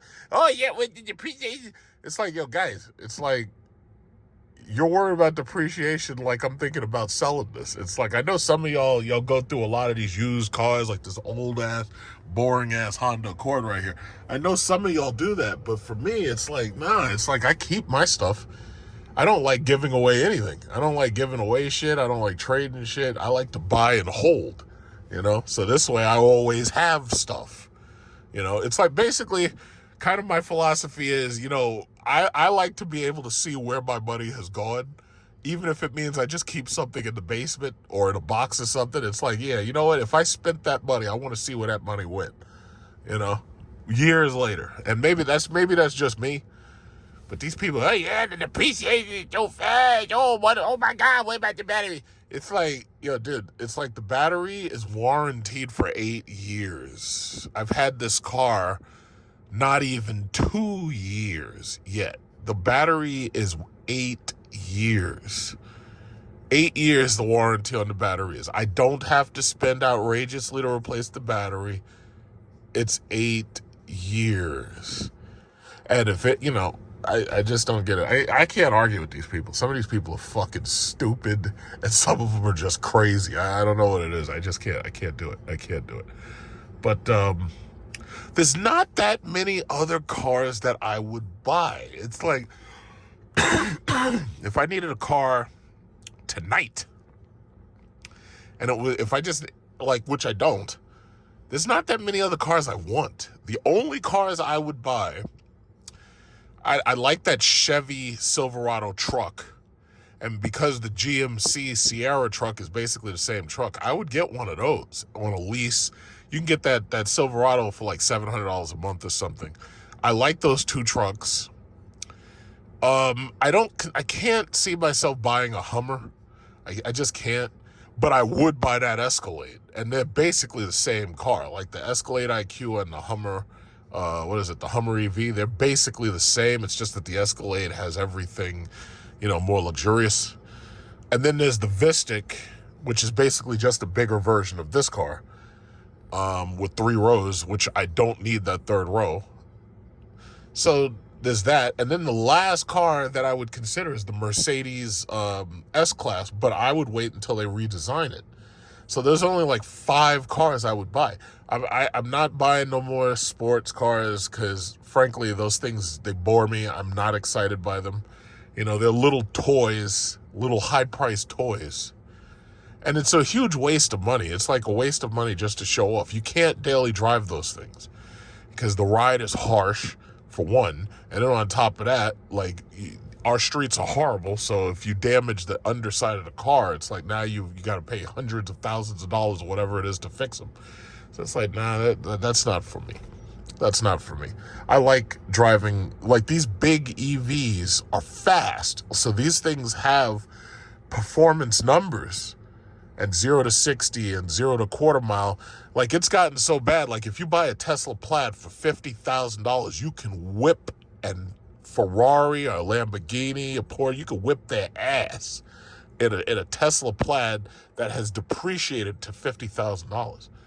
So these EVs are perfect. It's like you can fit your whole family in it, and you can whip everybody else's ass on the road. I mean, you can't ask for more than that. Hey, it's Helga. Hi, Helga. Or is he like, oh yes, I'm pulling in to charge? It's like, oh, yes, well, yes, good morning. I like talking to Helga. So anyway, yeah, but that's the thing. Even with these small Teslas that are $50,000 new, the Tesla Y, the Tesla 3, or if you get it like fully loaded, you're like $60,000 or $70,000, and those are the performance models. You can beat just about everything else that's a gas car. Like, nobody can race you.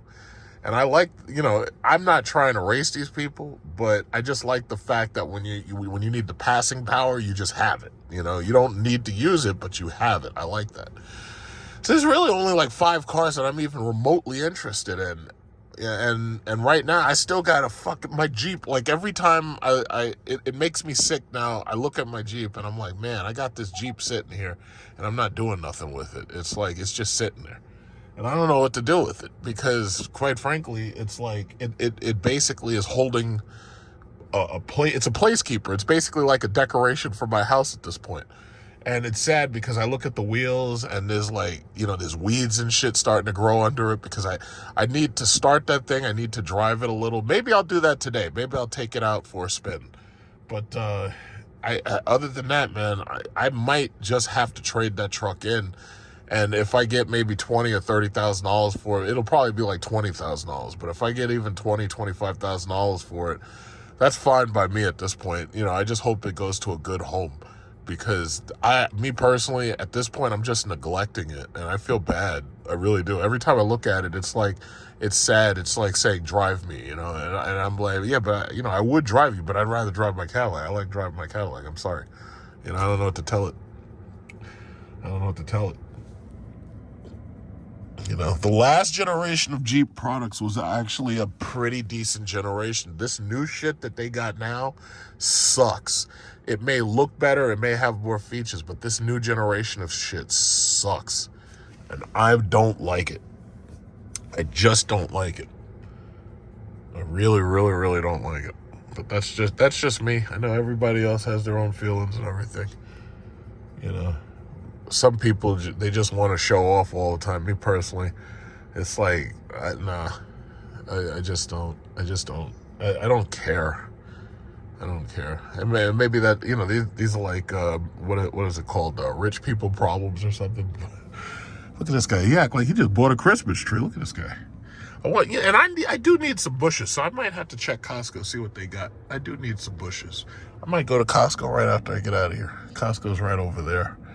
Yeah, right after I finish here, I might go to Costco because I do need some bushes in my backyard. That guy look like he just bought a Christmas tree on his way back home to Christmas. All right, well, yeah, this Acura should be done in a couple of minutes, and this is perfect because I always like being on that side. So he should be done in a couple of minutes, and I'll be sliding in there next to Helga. All right. right? So that's cool. I see the real stories of the Highway Patrol is at it again. You got yourself a big-ass ticket, Mercedes CLA. You got a big-ass ticket. You're endangering the public. Yeah, she earned that ticket. I don't know what she did, but she earned that ticket. Real stories of the Highway Patrol. It's like, this is ridiculous. It's 6 o'clock p.m. and you got all this freaking traffic out here. It's ridiculous. Shouldn't be like this. Okay, so just to make this quick, the Fed had their meeting today where it was to be decided what was going to happen for interest rates. And I've probably said this before, but I already knew Powell wasn't going to raise interest rates significantly. And by significantly, I mean by like 1 or 2 basis points. The problem ultimately is, and I've said this numerous times, America is $37 trillion in debt, and the national debt continues to grow. With Trump's big, beautiful bullshit bill, the bottom line is we're going to be at $40 trillion probably within the next year or two. It may not even take that long. And the reality is the Fed cannot lower interest rates, because if they lower interest rates, then inflation will rise. We'll also have a problem with the mortgage market, and we'll probably have a reverse mortgage crash. You see, ultimately, they've created a really bad situation where there's not enough inventory, and you now have a lot of people who have a lot of money in their pockets. And that's ultimately what inflation is. It's the expansion of the money supply. So now you got all these people who've got all this money. You've got people who don't have houses and who are saving up to buy houses, so they have even more money in their pockets. Luxury cars, they're having trouble being able to afford these things, so a lot of people are avoiding them, and they're just saving money. The problem is as American savings go up, basically inflation is going up with it, because now you have so many people with so much money that their demand can outstrip supply, as it's already done with houses. Cars aren't so much of a problem right now, but houses are. And there's so many people who want to buy a house but can't. So all they're doing is they're sitting back and saving money. And when you really think about it, the whole point of raising the interest rates is basically a way to try to take that money out of your pocket. The problem is they can't, because people are settling into whatever, their living situation is. And they have this extra money. They have a lot of extra money in savings. And these people want to buy property, but they can't, because there's no inventory, or at least it's not where they need it to be. I already knew when I woke up this morning, I already knew Jerome Powell was not going to raise interest rates. And I also knew that he wasn't going to lower them either. Trump has been trying to get Powell to lower interest rates. And the thing about it is Powell's not biting. And the reality is they desperately want to get rid of Jerome Powell, because they want to put somebody in who's going to be a sycophant for Donald Trump. They want somebody who's going to be a yes man. They want an empty suit in there who'll do whatever Trump tells him to do. See, the problem with Trump is Trump wants the economy to look good for him, and he needs it to look good now. His tariffs were a terrible idea, and the market... it's funny, they're trying to talk about, the market's doing better than ever. No, it's not. Microsoft just crossed $4 trillion. I looked at it, it was at $3.81 trillion, but Microsoft supposedly just crossed the $4 trillion mark. NVIDIA crossed the $4 trillion mark a while ago, like a month ago. Facebook is $1 trillion company, I should say Meta.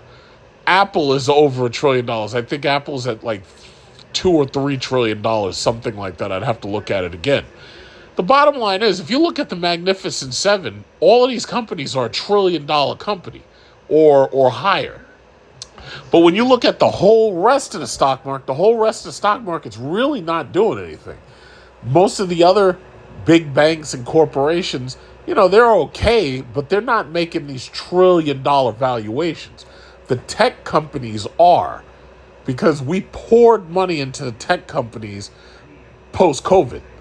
Your kids needed laptops. You wanted cell phones and folding Z, Samsung, Motorola's, all that bullshit. You wanted $800 Apple Watches.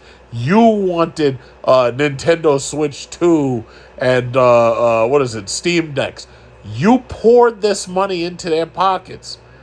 But the rest of the stock market, you didn't give them any money. You poured your money into the tech's pocket, the big tech. So the bottom is the rest of the stock market's not doing anything. And, it's funny, like somebody tried to attack me. Oh, yeah, well, you wrong on Bitcoin. No, you know what? As far as I'm concerned, no, I'm right on Bitcoin. It doesn't matter where cryptocurrency goes. I'm not putting my money, or I'm not putting any more of my money into cryptocurrency for the very simple reason that your money becomes inflexible and it doesn't earn a dividend. I would rather sit back collecting dividend-paying stocks, and I'm still waiting to see, like, all these people talking all this shit. I'm like, well, where are your riches? I don't see them. Lamborghini's got Revuelto sitting right up in there, and I don't see anybody buying them. Where's all that Bitcoin money at? Tesla's got plenty of Teslas sitting up in their lot. I don't see nobody coming in there with Bitcoin to buy nothing. Right now, those cryptocurrencies are being pumped by these institutions. And by institutions, I'm talking about like Michael Saylor with his Bitcoin buying institution. Then you've got a lot of these other institutions, and they're trying to corner the market on Bitcoin.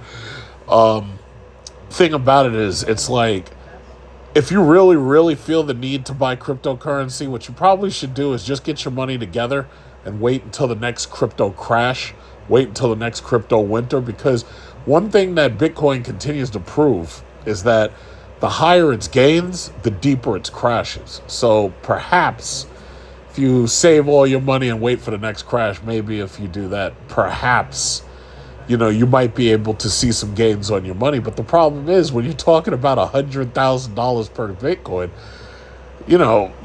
even I'll go back to when it was $17,000. Who the fuck is taking $17,000 in cash and buying a goddamn Bitcoin with it? Yeah, the institutions could afford to do that because they're multimillionaires, they're multi-billionaires.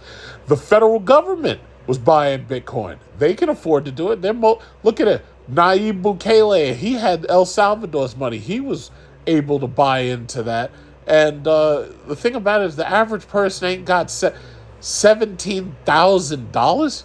Fuck no. I would never, ever take that kind of money and risk it on anything even remotely like that. The only thing, every single dime you spend has to be treated as an investment. The only thing I would ever take that kind of money and put it on is real estate.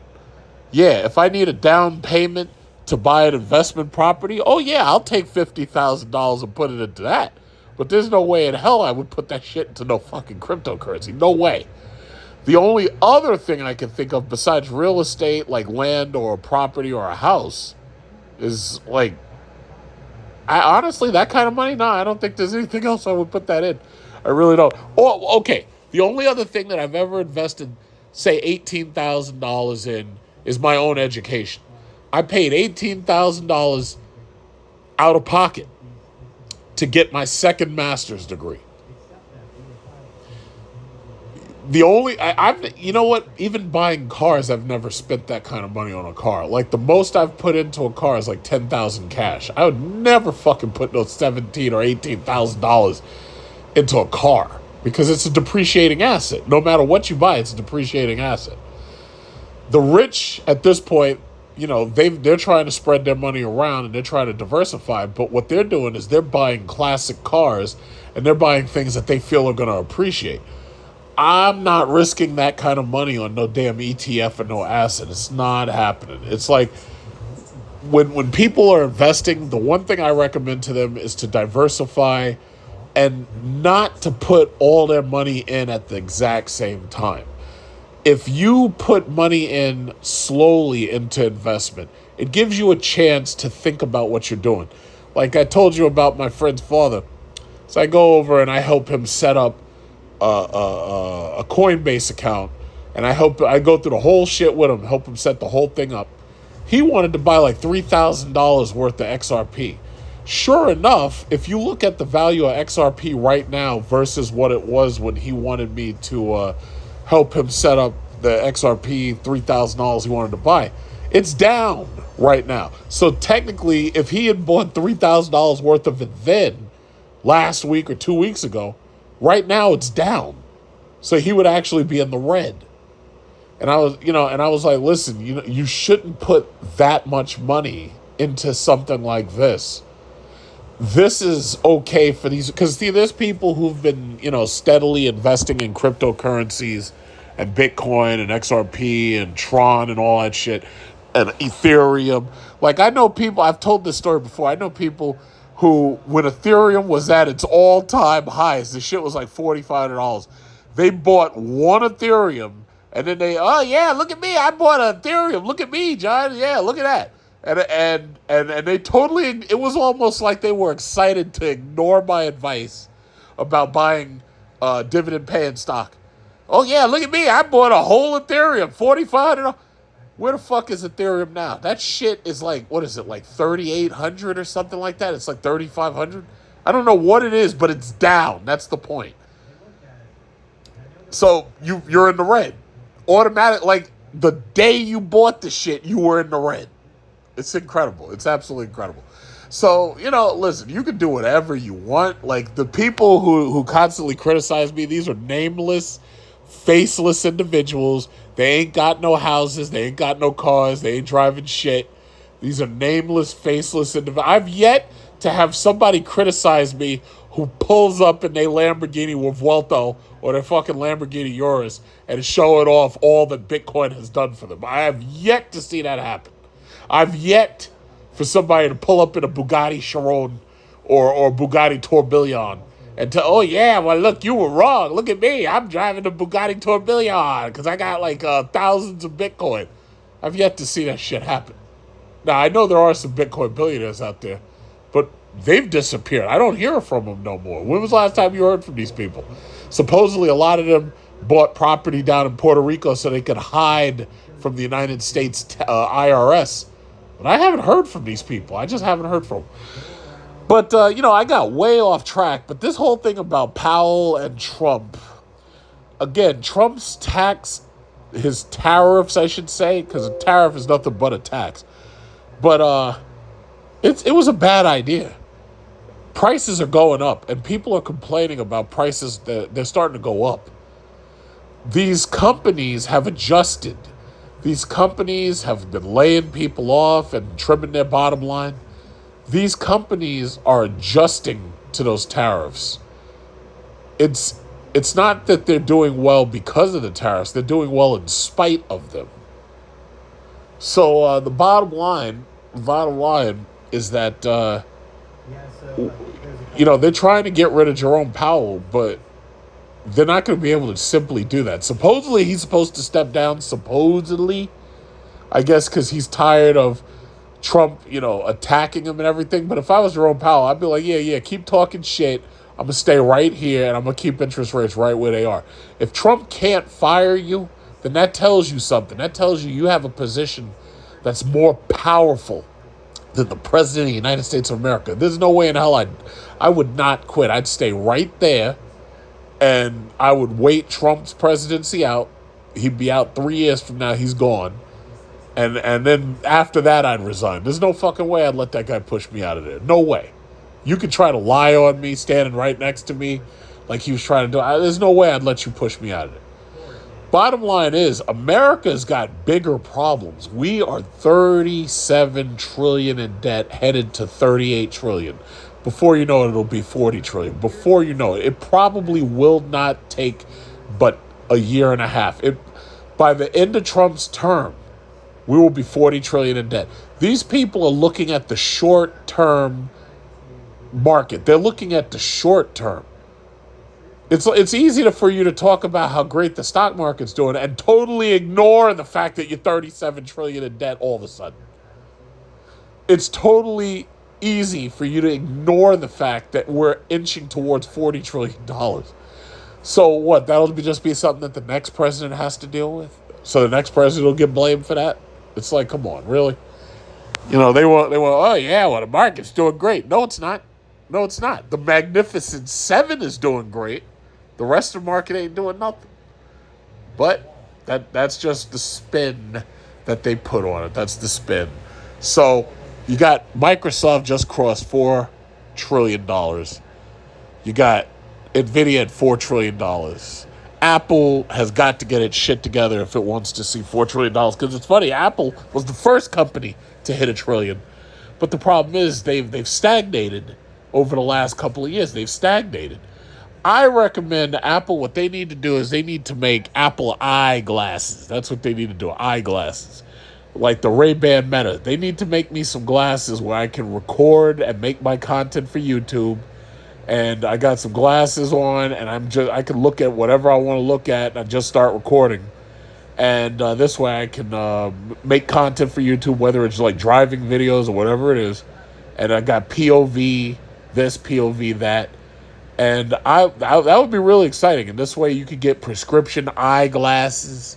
You could get sunglasses out of eyeglasses. They got to do something because this liquid glass iOS 26, that ain't enough. Apple Watch is a good product, but it's stagnant. The iPhone is a good product, but it's stagnant. Just making a folding iPhone ain't going to change shit. I don't want a folding iPhone. I like iPhone the way it is. I just want more storage.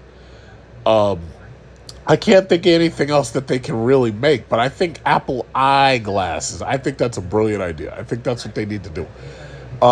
As for their Macs and all the rest of that stuff is stagnant.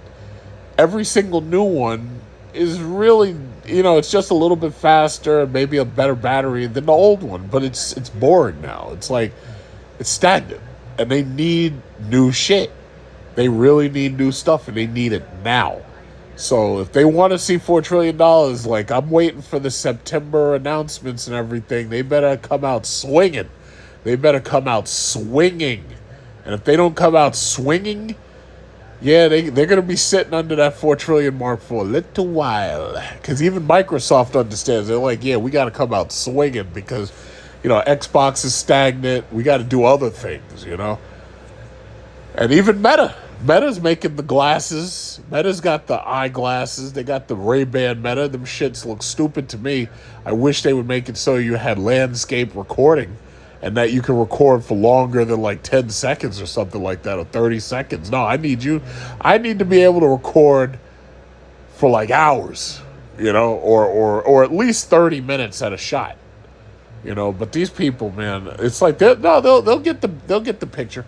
They'll be like, oh, wait a minute, we're trying to sell these $300 glasses and the shit records only for like Instagram photos. It's like, no, that's dumb. I need that shit to record like as if I was using my iPhone to record in 4K landscape mode. But they'll get the message because I'm not buying them. And the longer, when I say I'm not buying something, that means that shit is going to sit right there in that glass case, wherever their store is. It's going to sit right there, and I ain't buying it. It's just that simple. And corporations hate that. They hate that. Right now, they're desperate to make sure you buy everything they make. And if you turn down the stuff that they're making, that hurts them. They are desperate. They want your information, which is what we saw with this T-app shit. They want your information, and they want to be able to send you constant, what are those things? Advertisements. They want to know everything about you. They want to know exactly the psychology where they can make you buy. And they got AI working to help. And when you say, yeah, I'm not buying that, that pisses them off more than anything, because they're like, oh, shit.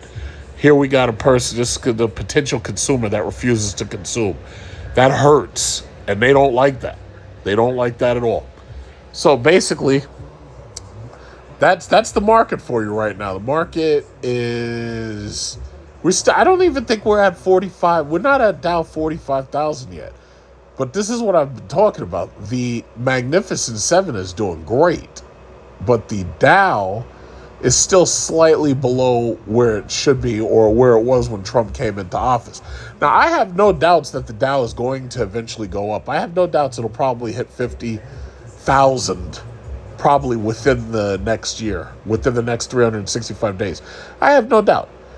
my portfolios are doing great. I got the AI trading because if you followed me for a long time, you know that I started a portfolio with just like $5,000 worth of YouTube money. And I talked about that portfolio for a while. I robbed that portfolio. I sold oil money out of it because I planned on getting my electric car, my Cadillac. And now I've been talking about the AI trading. And you can, if you have $5,000, you can start an AI trading account. That's the minimum to get in. Honestly, I think Charles Schwab shouldn't have set the minimum so high. I think it would have made it easier for more of you to get in if they had set it like, let's say $1,000 or $2,000. I don't think that they should have set it at $5,000, but that's just what they chose to do. So the bottom line is my portfolios, NVIDIA is dominating my portfolios. Microsoft is dominating my portfolio. Apple has pulled back. Tesla has pulled back. Amazon and Google are doing very well. Got my gas and oil, my bank, and my credit card stocks. They're doing very well. So, again, I've been saying this. You have to be focused right now, no matter where you are. If you just started working, you got to be focused on your retirement. This country is going to be seriously fucked up in the next 5 or 10 years. We're going to be in trouble. We're going to be in serious trouble. The debt is going to continue to mature. It's going to continue to get bigger. And inflation is going to continue to be a problem for a while. You're going to continue to have problems with the housing market, lack of inventory. You're going to continue to have problems with the interest rates and housing values. I am so thankful. I'm looking at my ceiling fan right now, but I have my air conditioner on. You can probably hear it because my ceiling fan's just sitting still. I am so thankful that I went ahead and bought real estate when I had the ability to do it. Instead of buying one of those stupid SRT vehicles, instead of trying to buy some flashy, stupid car, I said, you know what? Let me go buy some real estate. Instead of buying a Trackhawk, instead of buying a fucking Durango Hellcat and losing all my money to depreciation. Just these people who ran out and bought those things, they lost thousands of dollars to depreciation. I'm thinking about the average person who paid over sticker on a Trackhawk, a Durango Hellcat, or even a Hellcat. They must feel so stupid right now. I, on the other hand, I said, no, I'm not paying y'all a fucking dime over sticker. I'm not doing it. What I'll do is I'll buy whatever I want, and I'll take the extra money, I'll put that shit in the stock market. And that's it. Yeah, it's boring. People are like, oh, yeah, well, your way of making money is boring. Okay, so maybe it's boring, but it works. That's the thing, it works. I don't go to bed at night worrying about being in the red. That's the thing. I didn't buy Ethereum at fucking top dollar. I didn't buy XRP at top dollar. I didn't buy Bitcoin at top dollar. I fucking go to bed scared. No, I'm not doing that. My money accumulates money. All the YouTube money that I put in this market accumulates money. That's how I have to do it. So yeah, you can call it boring or whatever, but again, I'm waiting for you to pull up in a Revuelto or a Urus or a Bugatti. I just don't see it. Where's your Rolls Royce? I don't see it. I'm waiting for the quick Bitcoin quickness, the fast Bitcoin money. I don't see that shit. I don't see it. In fact, most of you motherfuckers won't even be able to retire. Once Trump figures out how to steal Social Security, you ain't retiring shit. In fact, your parents ain't gonna be. Your parents are gonna have crushing medical debt that bankrupts them. They're probably gonna have to do reverse mortgages. And it's so amazing. YouTube has allowed so many of these people to get away with all this bullshit, fake-ass gurus. You got these idiots you shouldn't take a mortgage out. You should buy a house in cash. You fucking moron. You got people in basements recording that bullshit and putting it online and tricking these idiots into not focusing on land ownership or house ownership. It's just amazing to me. It's just amazing. It's absolutely amazing to me. Absolutely amazing to me that these morons have been allowed to get away with that shit. It's just absolutely amazing to me. I was listening to this story, one of these financial channels. They were talking about the fact that these older people who are going into debt because of medical bills, a lot of them are being forced to tap into their home equity. A house has basically become a forced savings account. Like, even I look at the equity that I have. I got $40,000. It's actually a little bit higher, but I got over $40,000 of equity in this house that I'm in right now. But I got over $200,000 of equity in a different house. And what's crazy about it is, I think about these old people. When you see them go on the television about these reverse mortgages, you got to understand, even though the whole point of that reverse mortgage is basically to take your house after you die, for the most part, you got to understand, these old people, a lot of their wealth is built into their property. And if they've run out of money, and if they don't have a lot of money and they get like these catastrophic illnesses, they ain't got nowhere else to go but their equity. So if they have paid off their house, at least they have that forced savings account of a house that they can turn on, and they can say, you know what? I'm getting older and I don't have children to leave this place to, so I guess the government's going to take it. So what I'll do is I'll take money out of this house and I'll use it to buy my metformin, my medications. And that's what it comes down to. It's a forced savings account for the most part. And a lot of people don't want to look at it that way, but that's basically exactly what it is. It's a forced savings account. And you need to have shelter, so you're basically forced to put money into your property, and you're forced to save that money. That's the retirement accounts are the same exact thing. But I see people taking out of their retirement account to go on fucking vacation. It's like, you're not supposed to do that. You're supposed to leave that money until you retire. But this is where I'm going to end. I said this a million times. When I retire, I got less than 10 years left. When I retire and I'm out of here, when I retire, I'm going to be on a beach in either the Philippines, Thailand, or Bali, or whatever it is. I'm going to have me a wife half my age rubbing my back down with coconut oil and feeding me buko juice. I have no aspirations beyond that. I'm not like these people. You see them retire and they got to go back to work because they have to take care of their children and they got to pay on college bills, and they're busting their ass to send their kid to some expensive college or some big name school so that their kid could get some fucking useless liberal arts degree. That ain't going to be me. I'm going to be on the beach living out my final days. I ain't going to be doing nothing at all. I have no desires to work anymore. I have no desires. I might not even have a car. I'll be over in one of them countries. I might not even drive a car at all. I might be like, okay, yeah, I got me an Uber driver or whatever it is, and he could drive. He could drive me from the beach to home, or I'll walk. That's what I'm talking about. I'm not doing nothing. You see these old people in Wendy's and White Castles and Taco Bell, these old people working there because they need a job and everything just to make ends meet. Fuck that. That's not going to be me. When it's me and I'm old, I've got my pension. I'll rent out my houses, rent them shits out to some needy Generation Alpha who's got a city job and can afford to rent. And your money from your rent will be paying for me to sit on a beach and do nothing except have some young beach girl, some young dirty feet island girl fanning me with a big coconut leaf and giving me buko juice. That's what I'm talking. That's my aspiration. I have no aspirations. That's my aspiration. I know some of these other people, oh yeah, well, I'm going to get a job after I retire. I'm going to get a PhD. I'm going to get a job. And, I'm going to be in there, working with people and philanthropy. Fuck that. It's like, no. I'm going to be on a beach with some chick who's about 20 years old, fanning me with some coconut leaf and feeding me buko juice.